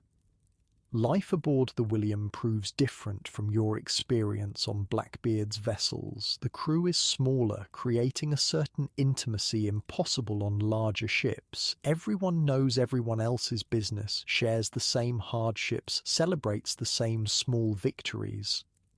Rackham proves a capable captain, if not a brilliant one. He lacks Blackbeard's flair for the dramatic or his strategic genius, but he's fair, listens to his crew's input, and knows the Caribbean waters intimately. His relationship with Anne is obvious to all. They make no attempt to hide their affection, sharing the captain's small cabin openly. Mary Read's secret is more closely guarded. To most of the crew, she remains Mark, a skilled fighter with a mysterious past. Only Rackham, Anne, and perhaps one or two others know the truth. You never acknowledge it directly, but occasionally you catch Mary watching you as if assessing whether you've figured it out. The William takes several small prizes in the weeks that follow, coastal traders mostly, carrying sugar, tobacco, or rum between the islands. The hauls are modest but consistent, keeping the crew paid and supplied without attracting too much attention from the authorities. It's during the third such engagement that you witness firsthand why Anne and Mary have earned their place among the crew. The target is a Dutch merchant vessel, slightly larger than the William but lightly armed. When it becomes clear the Dutch captain intends to resist, Rackham orders a boarding action. As grappling hooks are thrown and pirates swarm across, Anne and Mary are at the forefront. Anne fights with a controlled fury, her cutlass slicing through the air with deadly precision. Mary is more methodical, almost surgical in her movements, each strike calculated for maximum effect. The Dutch sailors, initially confident in repelling the smaller pirate crew, falter when confronted with these two anomalies, women fighting with the skill and ferocity of seasoned warriors. One large Dutchman, recovering from his shock, lunges at Anne from behind while she's engaged with another opponent. "Anne back!" Mary shouts, her voice rising above the din of battle. Anne drops to one knee without hesitation, allowing Mary's thrown knife to sail over her head and bury itself in the Dutchman's chest. The coordination between them is flawless, suggesting a bond beyond mere crewmates. The Dutch vessel is taken with minimal casualties on either side. As the crew secures prisoners and begins transferring cargo, you find yourself standing beside Mary at the rail, both catching your breath after the exertion of battle. "Nice throw," you comment, nodding toward her now retrieved knife. "Nice shot," she returns, referencing your own contribution, a well-timed swivel gun blast that had cleared a section of the Dutch rail at a crucial moment. There's a moment of silent understanding between you, acknowledgement of skills respected, secrets kept. Then Mary straightens, resuming the slightly stiff posture that helps disguise her true gender. "Best get back to work," she says, voice dropping to its customary lower register. "Still plenty to do before we head back to Nassau." As Mary walks away, you notice Anne watching the exchange from across the deck, her expression unreadable. There's something in her gaze, not jealousy exactly, but a fierce protectiveness. Whatever the relationship between these two extraordinary women, it's complex and deep. That evening, as the William sails homeward with her modest prize in tow, Rackham breaks out a special reserve of rum to celebrate. The mood is jubilant, men singing and telling increasingly exaggerated versions of the day's battle. Anne joins you at the rail, away from the main celebration. Unlike Mary, she makes no attempt to disguise her femininity once the fighting is done, her hair loose around her shoulders in the evening breeze. "You're wondering about us," she says without preamble, "about Mary and me." You start at the direct use of Mary's true name, the first time you've heard it spoken aloud on the ship. "I'm wondering about a lot of things," you admit, "but it's not my business." Anne laughs, a surprisingly melodious sound. Smart man, most can't help but pry, especially about two women in a man's world. She looks toward where Mary sits, still in character as Mark, engaging in the crew's celebration with measured participation. We found each other when everyone else would have us be something we're not, Anne continues, her voice softening. Mary spent her whole life pretending to be a man because the world gave her no choice. I refused to be just some man's wife or whore because the world said that's all I could be. She turns to face you directly. You sailed with Blackbeard, the great legend. Tell me, in all his fearsome glory, did he ever have to prove himself the way we do every single day? The question hangs in the air between you, unanswerable, because the answer is so obvious. Blackbeard, for all his carefully cultivated terror, had the natural advantage of being born male in a man's profession. These women have had to be twice as deadly, twice as fierce, just to earn a place on deck. I didn't think so, Anne says, reading your silence correctly. She pushes away from the rail. We'll reach Nassau tomorrow. Rackham plans to stay only long enough to sell our prize and resupply. Then we're bound for Cuba. Richer targets there. I'll be ready, you assure her. Anne studies you one last time. Good. Mary thinks you're trustworthy. I'm not entirely convinced, but I respect her judgment. With that parting shot, she rejoins the celebration, sliding naturally into place beside Rackham. You remain at the rail, contemplating what you've witnessed. In Blackbeard, you saw the end of something, the last spectacular flare of the golden age of piracy, burning bright but doomed to extinguish. In Anne Bonny and Mary Red, you see something different. Not an end, but a defiance, a refusal to accept the limitations imposed by society or circumstance. Their story, you sense, is still unfolding, and whatever happens next, it will be remarkable. What you cannot know, as the William sails through the moonlit Caribbean night, is how soon that story will reach its own dramatic climax, or that the fate awaiting these pirate queens will be both more merciful and more tragic than anyone could predict.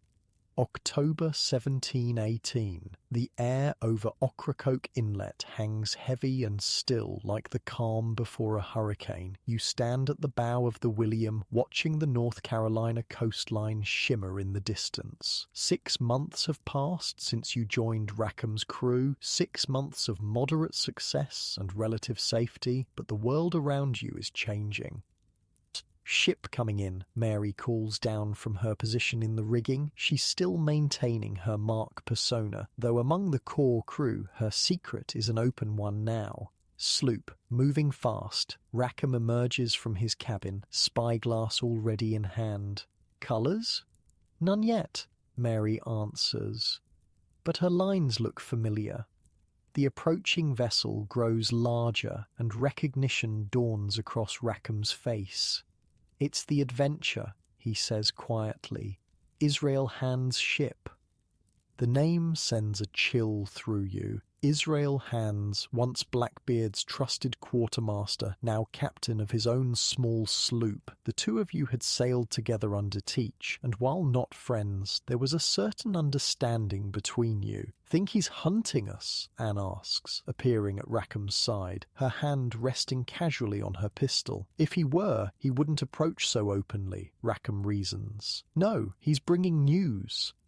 The Adventure draws alongside, and Hans himself calls across the narrowing gap between vessels. Permission to come aboard, Captain Rackham. Granted, Rackham responds after a moment's consideration, but come alone. Minutes later, Hans stands on the William's deck, his young face now weathered by sun and worry. His eyes widen briefly when he spots you, but he offers a curt nod of recognition before turning to Rackham. Teach is dead, he announces without preamble. The words land like physical blows. Whatever your complicated feelings about your former captain, Blackbeard had seemed immortal somehow, the embodiment of piracy itself. How? Rackham demands, voicing the question in everyone's mind. Han's expression darkens. Lieutenant Maynard of the Royal Navy, Governor Spotswood of Virginia sent him with 2 sloops specifically to hunt Teach down. The crew gathers closer as Hans recounts the tale, how Blackbeard had been hiding in Ocracoke Inlet, how Maynard had approached under false colours, and how the ensuing battle had become the stuff of instant legend. Teach boarded Maynard's sloop thinking he'd already won. Hans explains, his voice hollow with the memory. But Maynard had hidden most of his men below decks. They swarmed out and surrounded the captain. And Teach surrendered? Someone asks incredulously.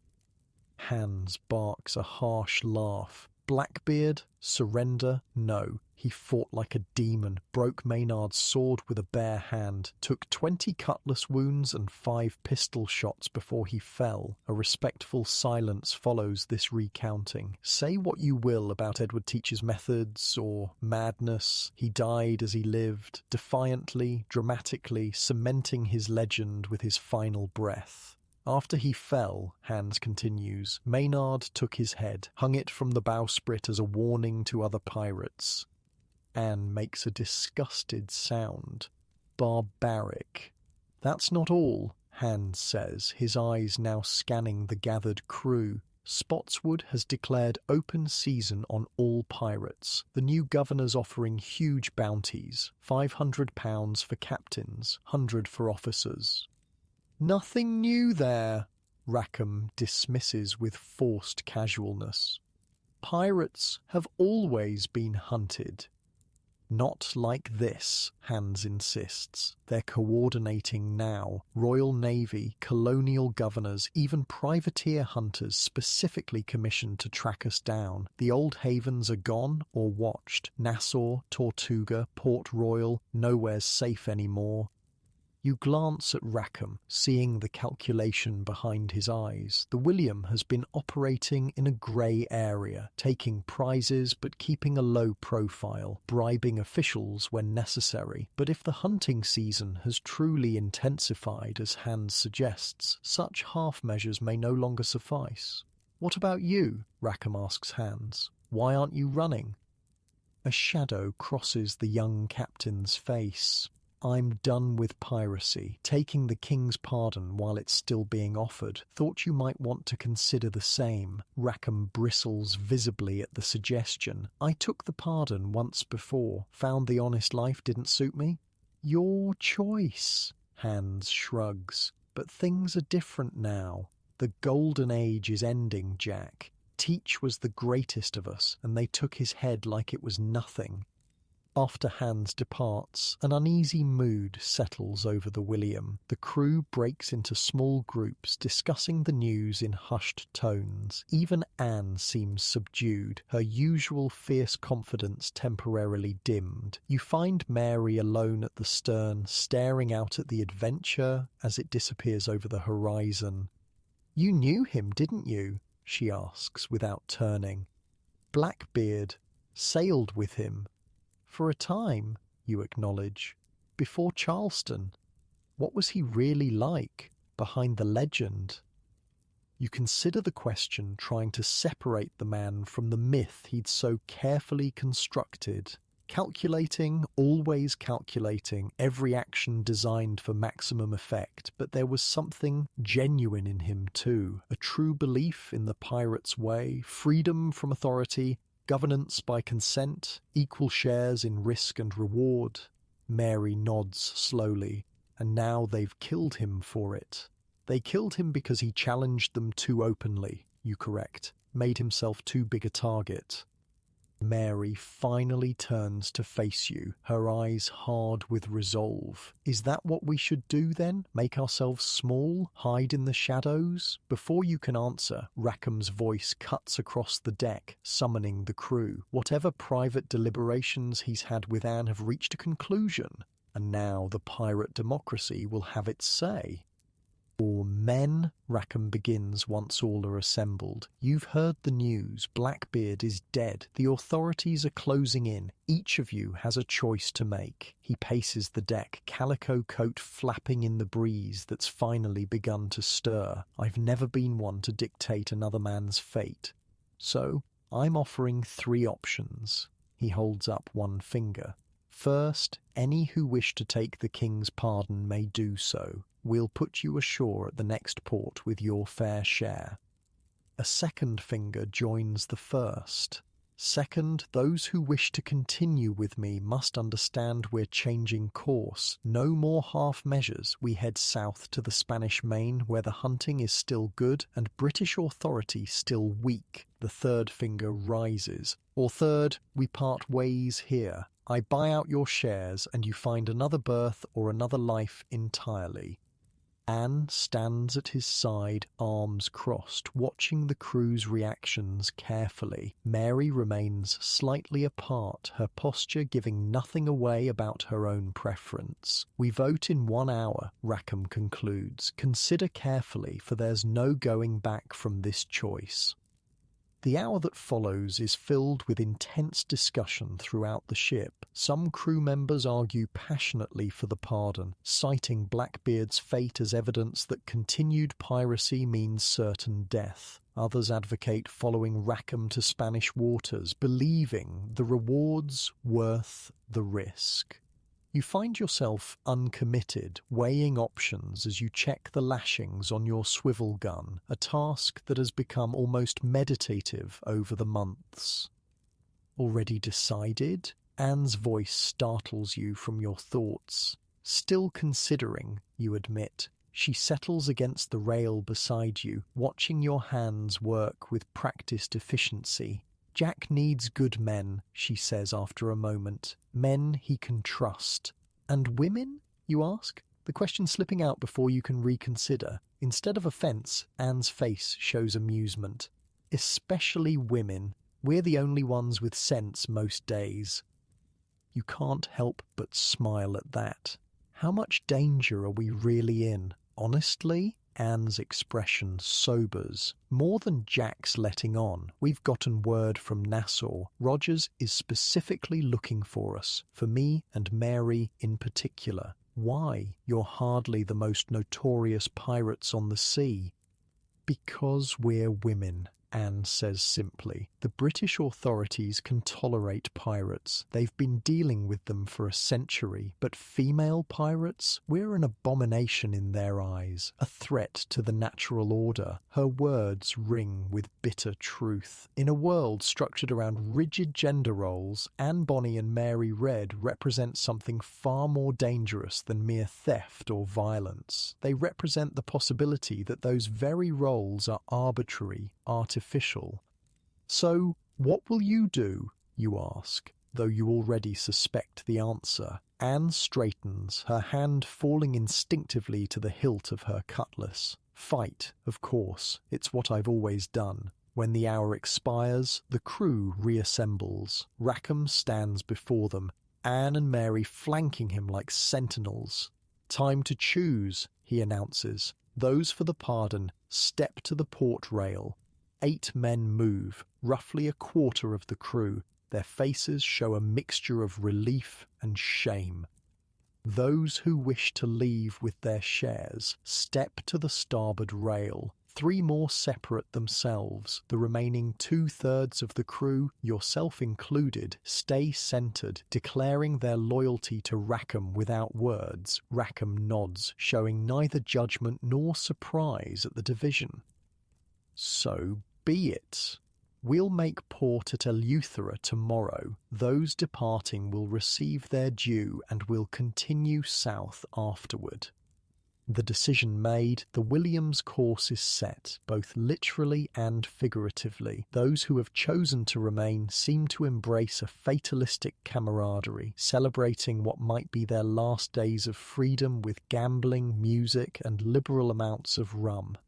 Eleuthera comes into view the next morning, a slender island in the Bahamas chain with several small settlements ideal for discreet transactions. The William anchors in a sheltered cove, and preparations begin for the crew's fragmentation. As shares are calculated and possessions gathered, you notice Mary deep in conversation with Anne near the bow. Their body language suggests disagreement, Mary's stance rigid, Anne's gestures animated. Whatever the dispute, it ends abruptly when they notice your attention, both women turning away to separate tasks. Rackham oversees the departures personally, shaking each man's hand regardless of their choice. It's a peculiarly civilized end to their association, reflecting the democratic principles that have always been central to pirate governance. By midday, the William is lighter by 11 men and several chests of coin. Those remaining have a sense of grim purpose as they prepare to set sail for Spanish waters, a journey that will take them beyond the relative safety of the Bahamas and into more dangerous seas. Last chance to change your mind, Fletcher says, having appeared on the dock just as preparations for departure are being completed. You hadn't seen him since Nassau, hadn't known he was on Eleuthera. Thought you'd have taken the pardon by now, you reply, genuinely surprised to see him. Fletcher shrugs, considered it, but turns out most honest captains don't want former pirates on their crew, pardon or no. Limited options for men like us. There's something in his manner, a nervous energy, eyes that don't quite meet yours, that raises your suspicions. What brings you to Eleuthera, specifically? Fletcher's answer is cut off by a shout from the William. Sails, multiple vessels approaching from the north. You turn to look, and your blood runs cold. 3 ships are visible on the horizon, their silhouettes unmistakably military. Sleek sloops designed for hunting pirates, moving with the coordinated precision that comes from naval training. Royal Navy, you breathe, the realization hitting like a physical blow. Fletcher's discomfort now makes terrible sense. "I'm sorry," he mutters, already backing away. The bounty, £500 for Rackham. Betrayal. Fletcher has sold out his former comrades for the price on Rackham's head. The knowledge burns, but there's no time for retribution. You sprint back to the William where chaos has erupted. "Cut the anchor cable," Rackham is shouting. "All hands to sails. We can outrun them if we catch the offshore wind." The crew works with desperate efficiency, knowing what capture means. The William begins to move, sluggishly at first, then with increasing speed as her sails catch the afternoon breeze. For a brief, hopeful moment, it seems escape might be possible. The pirate sloop is lighter and more maneuverable than the Navy vessels, and Rackham knows these waters intimately. Then fate intervenes. The wind shifts, suddenly and catastrophically, swinging around to blow directly from the south, exactly the direction of your intended escape. The William's sails go slack, then fill again with pathetic slowness as Rackham orders a desperate tack.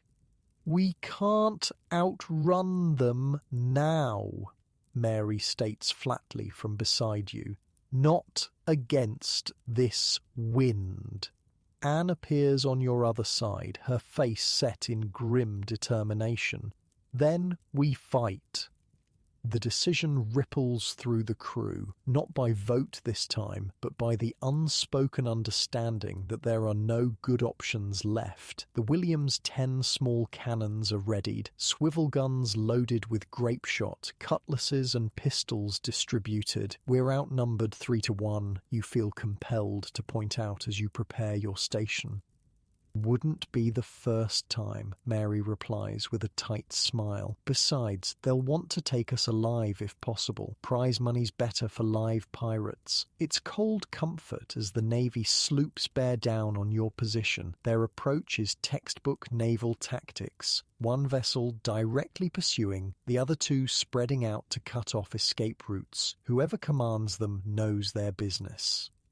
"Hold fire until they're in range," Rackham orders, standing tall on the quarterdeck. For all his flaws, in this moment he embodies the pirate captain perfectly, defiant to the last, unwilling to surrender even in the face of overwhelming odds. The leading Navy sloop closes to within cannon range. A puff of smoke erupts from her bow, and seconds later a ball splashes harmlessly in the water beside the William, a warning shot offering a chance to surrender. Rackham's response is unequivocal. "Fire," he commands, and the William's starboard guns roar in defiance. The battle that follows is brief but fierce. The William manages to damage one Navy sloop's rigging with a lucky shot, temporarily taking her out of the fight. But the other two press the attack relentlessly, their superior firepower gradually wearing down the pirate vessel's resistance. Throughout the engagement, Anne and Mary fight with distinction, moving from gun to gun, rallying the crew, firing with deadly accuracy when targets present themselves. There's a wild energy to them, as if they're determined to make this last stand worthy of the legends they'll become. The end comes not with a dramatic explosion or a heroic last charge, but with the grinding inevitability of mathematics. The William, outnumbered and outgunned, simply cannot inflict damage fast enough to overcome her attackers. When British Marines finally swarm aboard, barely half the pirate crew remains standing to resist them. What happens next enters pirate lore as one of its most ignominious chapters. While Anne and Mary fight on, standing back to back on the quarterdeck and repelling multiple attackers, Rackham and most of the surviving crew surrender with barely a struggle. Whether broken by the overwhelming odds or simply accepting the inevitable, the contrast between the women's fierce resistance and the men's capitulation could not be more stark. "Cowards," Anne screams at her lover as he's led away in chains. "If you'd fought like a man, you wouldn't be hanged like a dog." Her words echo across the blood-spattered deck, ensuring that whatever else history remembers of Calico Jack Rackham, his surrender while his women continued fighting will forever taint his legacy. In the end, even Anne and Mary are overwhelmed by sheer numbers. Disarmed and bound, they stand defiant as the British captain approaches. It's only then that Mary's true gender is revealed to the broader world, her cap knocked away in the struggle, her bindings emphasizing what her loose clothing had concealed. "What devilry is this?" the British captain demands, confronted with not one but two female pirates among his captives. "No devilry," Mary answers, straightforward even in defeat. "Just women doing what men lacked the stomach for." The British are scandalized, fascinated, and ultimately vindictive in their treatment of these anomalies. The survivors, yourself included, are chained in the hold of the largest Navy sloop for transport to Jamaica, where the Crown's justice awaits. The journey passes in miserable conditions, dark, cramped, with minimal food and water. The only blessing is that Anne and Mary are kept separate from the male prisoners, sparing them some of the indignities that might otherwise have befallen them. Jamaica, when you finally arrive, is a stark contrast to the wild freedom of Nassau or the untamed beauty of Eleuthera. Spanish Town, the island's capital, is a rigidly organised colonial outpost where British authority is absolute and unquestioned. The trial is a formality, its outcome predetermined. Calico Jack Rackham, Anne Bonny, Mary Red, and the surviving crew of the William are all convicted of piracy, a capital offence. The sentence is death by hanging, to be carried out within the month. It's in the aftermath of this verdict that the most extraordinary twist occurs. Called back before the court for final sentencing, Anne and Mary deliver a bombshell that temporarily stays their execution. "My lord," Anne addresses the judge with unexpected formality. "I plead my belly." "As do I," Mary adds, standing straight-backed beside her companion. The archaic legal phrase, declaring pregnancy, invokes one of the few protections afforded to women under British law. A pregnant woman cannot be executed until after giving birth, lest an innocent life be taken along with the guilty. The judge, visibly annoyed at this complication, orders an examination by a jury of matrons. Their conclusion, delivered the next day, confirms both women's claims. The executions of Anne Bonny and Mary Read are stayed indefinitely, while Rackham and the male crew members remain scheduled to hang. The night before Rackham's execution, Anne is permitted a brief visit to his cell, a rare concession granted perhaps out of morbid curiosity by the authorities. What passes between them, none can say with certainty. Some accounts claim she berated him again for his cowardice, others that they shared a tender farewell despite all that had occurred. What is known is Anne's reported last words to the man she had once loved enough to abandon society for. "I'm sorry to see you here, but if you had fought like a man, you need not hang like a dog." The following dawn, Calico Jack Rackham and his crew are led to the gallows at Gallows Point, a narrow spit of land outside Port Royal, where pirates have been executed for generations. The spectacle draws a substantial crowd, executions being one of the few public entertainments available in colonial Jamaica. From your own cell, awaiting your turn at the noose, you can hear the distant cheers as each man drops. Rackham, given the privilege of dying last as befits a captain, reportedly faces his end with unexpected dignity. His final request, for a drink of rum, is granted, after which he is reported to have said, "Well, I've had a short life and a merry one." The fate of Anne Bonny and Mary Read diverges from that of their male counterparts in ways both merciful and tragic. Mary, whose health had been declining since her capture, succumbs to a fever in prison sometime in April 1721. Whether her pregnancy was genuine or a clever legal manoeuvre is never definitively established, as no child is recorded in the prison's ledgers. Anne's ultimate fate remains one of pirate history's most tantalizing mysteries. Records show she remained in prison past Mary's death, but no execution is ever documented. The most plausible accounts suggest her wealthy father eventually secured her release through bribes and influence, spiriting her away to start a new life in the American colonies under a different name. As for you, the sentence is commuted at the last moment, your status as a pressed man rather than a volunteer weighing in your favour. Instead of the noose, you face transportation to the British colony of Georgia, where indentured labour awaits. It's not freedom, but it's life. The last you see of Anne Bonny is through the barred window of a prison cart as you're led away from Spanish Town. She stands at the window of her own cell, one hand resting protectively over her belly, the other raised slightly in what might be farewell or might simply be adjusting her position. Her expression gives nothing away, neither defeat nor defiance, simply the quiet determination that had characterized her from the first moment you saw her in that Nassau tavern. With her passing from your sight, a chapter closes, not just in your own life, but in the history of piracy itself. The golden age is ending, its great figures one by one removed from the stage, Blackbeard dead and decapitated, Rackham hanged, Mary Read claimed by prison fever, Anne Bonny vanished into historical ambiguity. In the years to come, as you serve your sentence in Georgia and eventually gain your freedom, you'll hear occasional rumours of other pirate captains meeting similar fates. Bartholomew Roberts killed in battle, Stay de Bonnet hanged in Charleston, Charles Vane executed in Jamaica.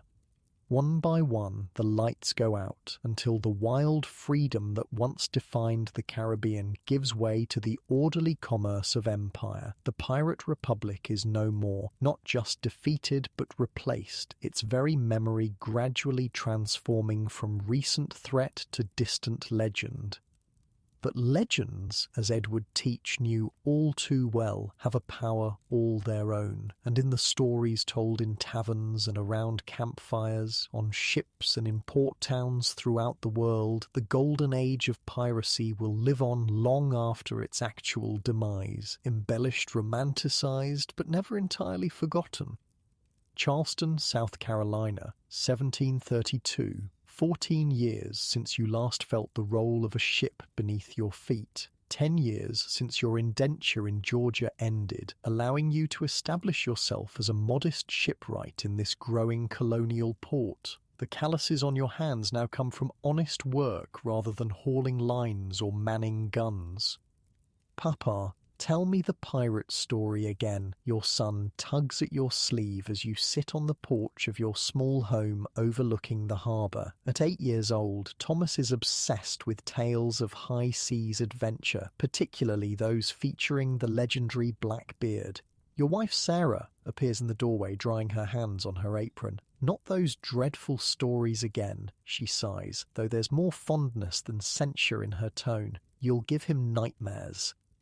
No, I won't, Thomas protests. I want to hear about the burning beard and the blockade and the 20 wounds. You can't help but smile. Already, barely a decade after the events themselves, the truth is being transformed into legend. The numbers grow with each retelling. Blackbeard's wounds multiplying, his crew expanding, his treasure becoming more vast and mysterious. Go on then, Sarah relents, settling beside you on the bench. But the true version this time, not the tavern tales.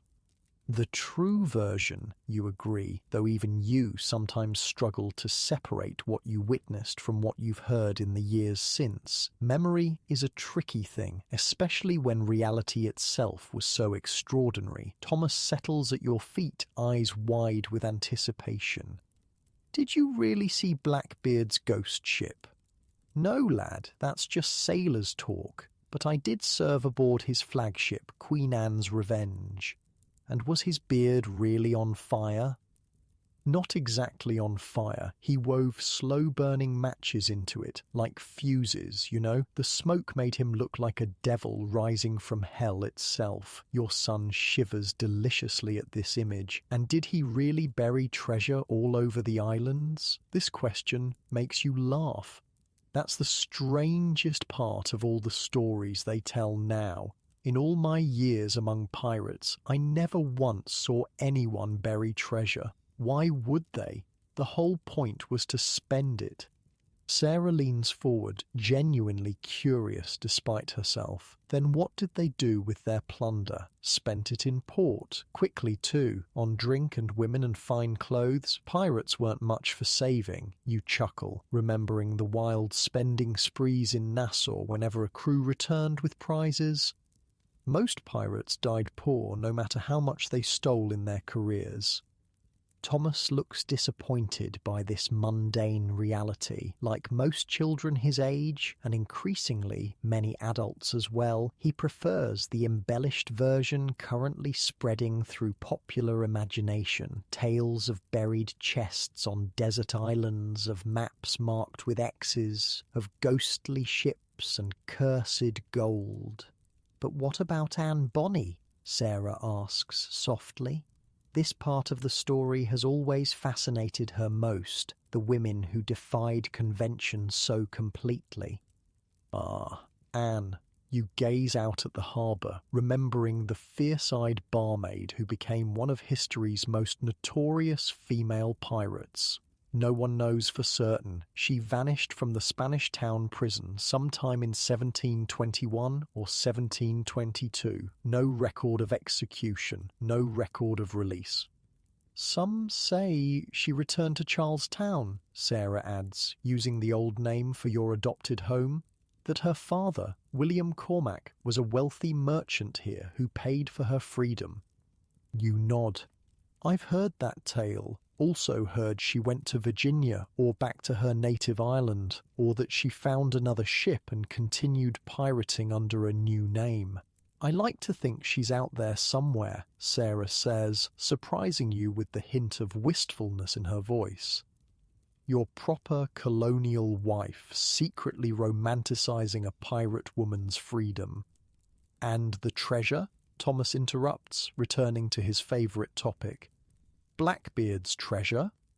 If Teach had any great store of treasure, he kept it secret even from his crew, you tell him honestly. Most likely whatever hadn't been spent was lost when Queen Anne's revenge ran aground. This historical truth rarely satisfies anyone these days. In taverns across the colonies, you've heard the growing legends that Blackbeard amassed a vast hoard, that he buried it somewhere along the Carolina coast or on a remote island, that it remains undiscovered to this day. People need these myths, you've come to realize. They need to believe that untold riches await discovery, that freedom and fortune might still be obtained through one lucky find. The mundane reality that most pirates lived brief, violent lives of relative poverty, punctuated by brief extravagance, serves no one's dreams. Mr. Harrison to see you, sir. Your housemaid interrupts these reflections, gesturing toward a well-dressed gentleman waiting at your garden gate. Send him in, Martha, you reply, curious about this unexpected visitor. Benjamin Harrison is a local printer and bookseller, a cultured man with connections to London publishing houses. As he approaches, he carries a leather portfolio under one arm with an air of barely contained excitement. Forgive the intrusion, Harrison begins after introductions and pleasantries are exchanged.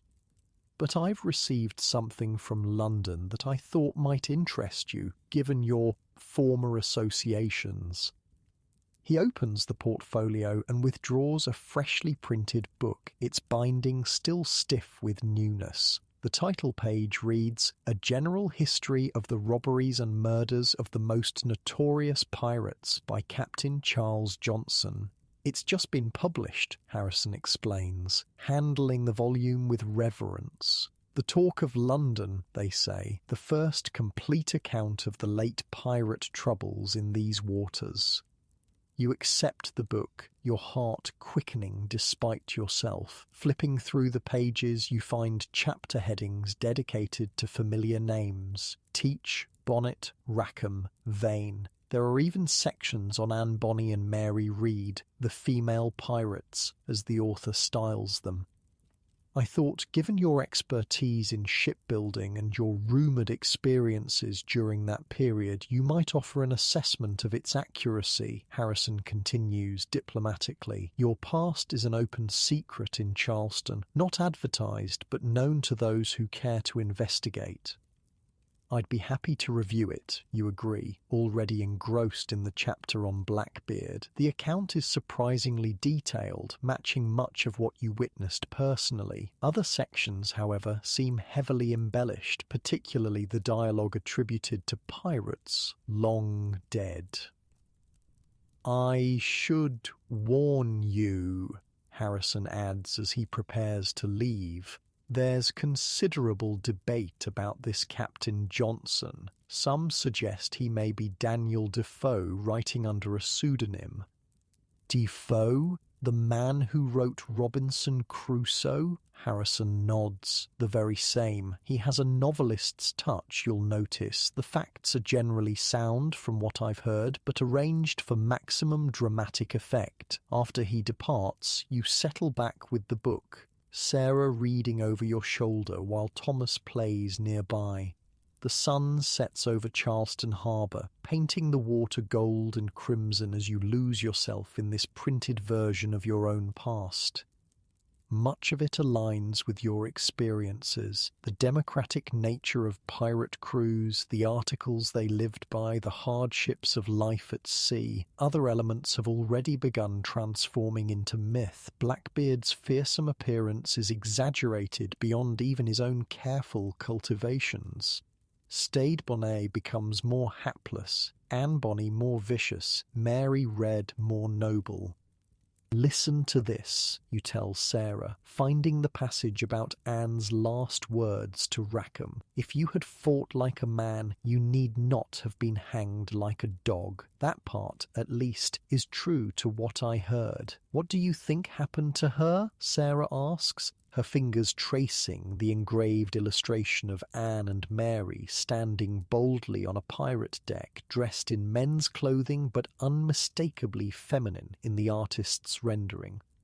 If I had to guess, her father's money and connections got her released quietly, on condition she leave the Caribbean forever. She was nobly born after all, despite her choices. And the child she was carrying? Rackham's child? You shrug. No record of a birth in the prison. Either she lost it, or it was born in secret and raised elsewhere, Sarah finishes, the romantic in her preferring this version.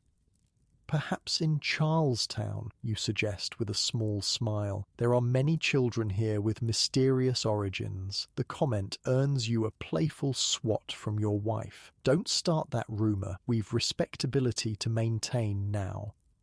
Respectability. Such a foreign concept to the men and women you once sailed with. Blackbeard deliberately cultivated terror instead. Anne Bonny rejected female respectability entirely. Even Stade Bonnet abandoned a respectable plantation owner's life for the freedom of piracy.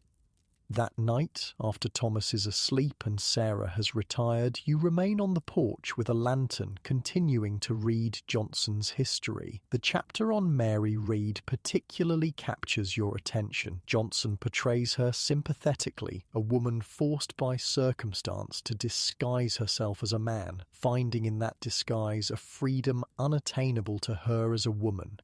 The account of her death rings true to what you'd heard. Fever taking her in prison before she could face the gallows. A small mercy, perhaps. At least she died as herself, her true identity acknowledged, rather than as the fiction she'd lived for so many years. Reading on, you're struck by how rapidly the world has changed since those wild days in Nassau. The Pirate Republic lasted barely 3 years, from 1716 to 1718, before Woodes Rogers arrived with his pardons and gallows. The great pirate captains, Teach, Rackham, Vane, Bonnet, were all dead by 1721. The golden age of piracy, so-called, burned bright but brief.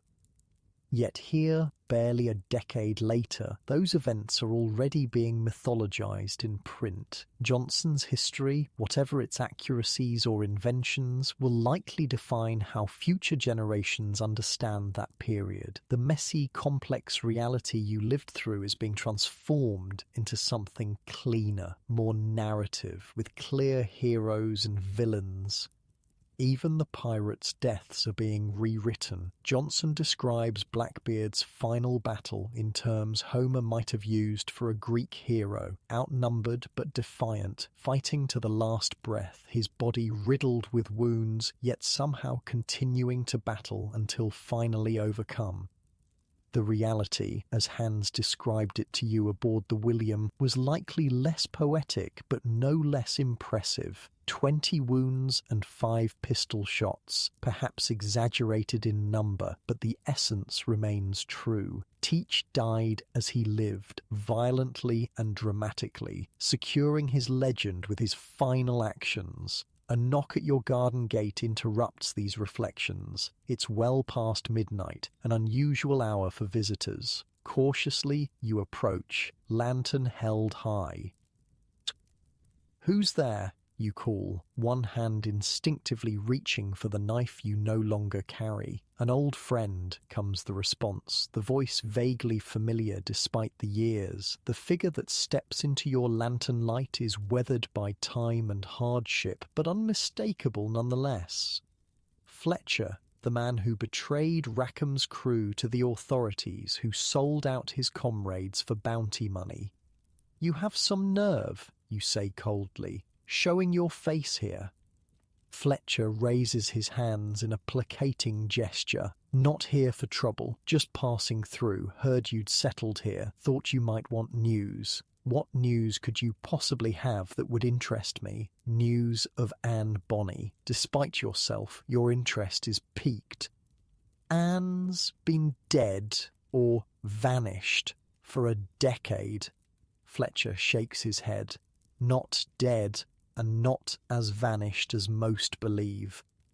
You study him skeptically. Fletcher was always a man with angles, always working some scheme or another, but there's something in his expression now, a sincerity unusual for him, or perhaps just the mellowing effect of age. Come inside, you decide, but quietly. My family's sleeping. In your small parlour, Fletcher looks out of place, his seafarer's clothes worn but practical, his skin tanned to leather by years under tropical suns. He declines rum but accepts water, drinking deeply before speaking. I saw her, he says simply, in Havana 3 years ago. Cuba? That's Spanish territory? Fletcher nods. Precisely why it's perfect, beyond British jurisdiction. And you're certain it was her? As certain as I can be. Older, of course, hair streaked with grey, but those eyes, he shakes his head. You don't forget eyes like Anne Bonny's. What was she doing in Havana? Living quietly, married, if you can believe it, to a local merchant, respectable on the surface, at least. The image is difficult to reconcile with the fierce woman you knew, the pirate who fought more bravely than most men, who cursed Rackham for his cowardice as he was led to the gallows. Did you speak with her? You ask. Fletcher's expression turns rueful. Tried to. She pretended not to recognize me at first. Then, when I persisted, she drew a knife so quickly I barely saw it move. Told me if I valued my life, I'd forget I ever saw her. That, at least, sounds like the Anne Bonny you remember. Why tell me this? You ask, suspicion returning. What's your angle, Fletcher? No angle. Just thought you'd want to know. You were always decent to her, respectful when most weren't. There's something he's not saying, something beyond simple goodwill. But before you can press further, Fletcher rises to leave. One more thing, he says at your door. She had a child with her, a girl about 10 years old, had Rackham's eyes. With that parting revelation, he disappears into the Charleston night, leaving you with more questions than answers. Is Anne truly alive in Havana? Is Rackham's child, the pregnancy that stayed her execution, living as a respectable merchant's daughter, unaware of her mother's notorious past? You may never know for certain. Like so much about the golden age of piracy, the truth blurs increasingly with legend as the years pass. The following afternoon, you find yourself at Charleston Harbour, watching ships arrive and depart. Your respectable life as a shipwright is comfortable, secure. Everything piracy was not. Yet sometimes, on days like this, you feel the old pull of the sea, the siren call of horizons unknown. A naval vessel is anchored in the harbour, HMS Scarborough, a powerful frigate that would have sent pirates scurrying for cover in the old days. Now it represents the unquestioned authority of empire, the final victory of order over the chaos that once reigned in these waters. Near the docks, you notice a small crowd gathered around a street performer, a grizzled old sailor spinning tales of pirate adventures for pennies. Moving closer, you listen as he describes Blackbeard's fearsome appearance, complete with burning matches in his beard. And when they finally cornered him at Ocracoke, the old salt declares dramatically, it took 20 men to bring him down, and he'd already killed 10 with his bare hands. The crowd gasps appreciatively at this blatant exaggeration. The real number was impressive enough. Did the legend really need such embellishment? Yet you say nothing, dropping a penny in the man's cup before moving on. Let them have their myths. The reality, the cramped foul-smelling quarters, the constant hunger and thirst, the terror of naval pursuit, the brutal deaths would make for less entertaining street theatre. That evening you finish reading Johnson's history, including his reflections on why the golden age of piracy flourished and why it ultimately failed. His conclusions align largely with your own experiences, that piracy arose from specific historical conditions that no longer exist. The War of Spanish Succession created thousands of trained privateers who suddenly found themselves unemployed when peace was declared. Nassau provided a perfect base of operations, ungoverned and strategically located. The wealth flowing from Spanish colonies offered tempting targets. And the harsh conditions aboard naval and merchant vessels made the relative freedom of pirate life appealing to many sailors. But those conditions changed. Naval power increased, merchant ships became better armed, governors like Woodes Rogers transformed former pirate havens into orderly colonies. The economics shifted, making the risk-to-reward calculation of piracy increasingly unfavorable, and yet, despite its practical extinction, piracy lives on in the popular imagination, not as the desperate, brutal business it was, but as something romantic, exciting, even noble in its own way. As Thomas drifts off to sleep that night, he whispers, "Papa, when I grow up, I want to be a pirate like Blackbeard." You smile in the darkness. There are no more pirates, lad, not real ones, anyway. Then I'll be the first new one, he mumbles sleepily. With a ship and a crew and buried treasure? Buried. His voice trails off as slumber claims him, his dreams undoubtedly filled with adventures on the high seas, with fearsome captains and hidden gold and all the exciting elements that have already overshadowed the complex, often ugly reality. Let him dream, you think. Reality will assert itself soon enough. Later, alone with your thoughts, you wonder about the others who survived that tumultuous period. Israel Hands, who reportedly received a pardon after Blackbeard's death and disappeared into obscurity. Charles Vane, executed in 1721, defiant to the last. Stade Bonnet, the gentleman pirate whose education didn't save him from the gallows in Charleston. And Anne Bonny, if Fletcher's account is true, living quietly in Spanish Cuba, her wild past buried beneath a veneer of respectability. Is she happy in that life? Does she ever stand at the harbour, as you do, watching ships and remembering the brief, fierce freedom she once knew? Some nights, when the wind blows from the east and carries the salt tang of the open ocean, do her hands remember the feel of a ship's wheel, a cutlass, the rough hemp of rigging? Does she tell her daughter bedtime stories of adventure and daring, carefully edited to exclude her own role?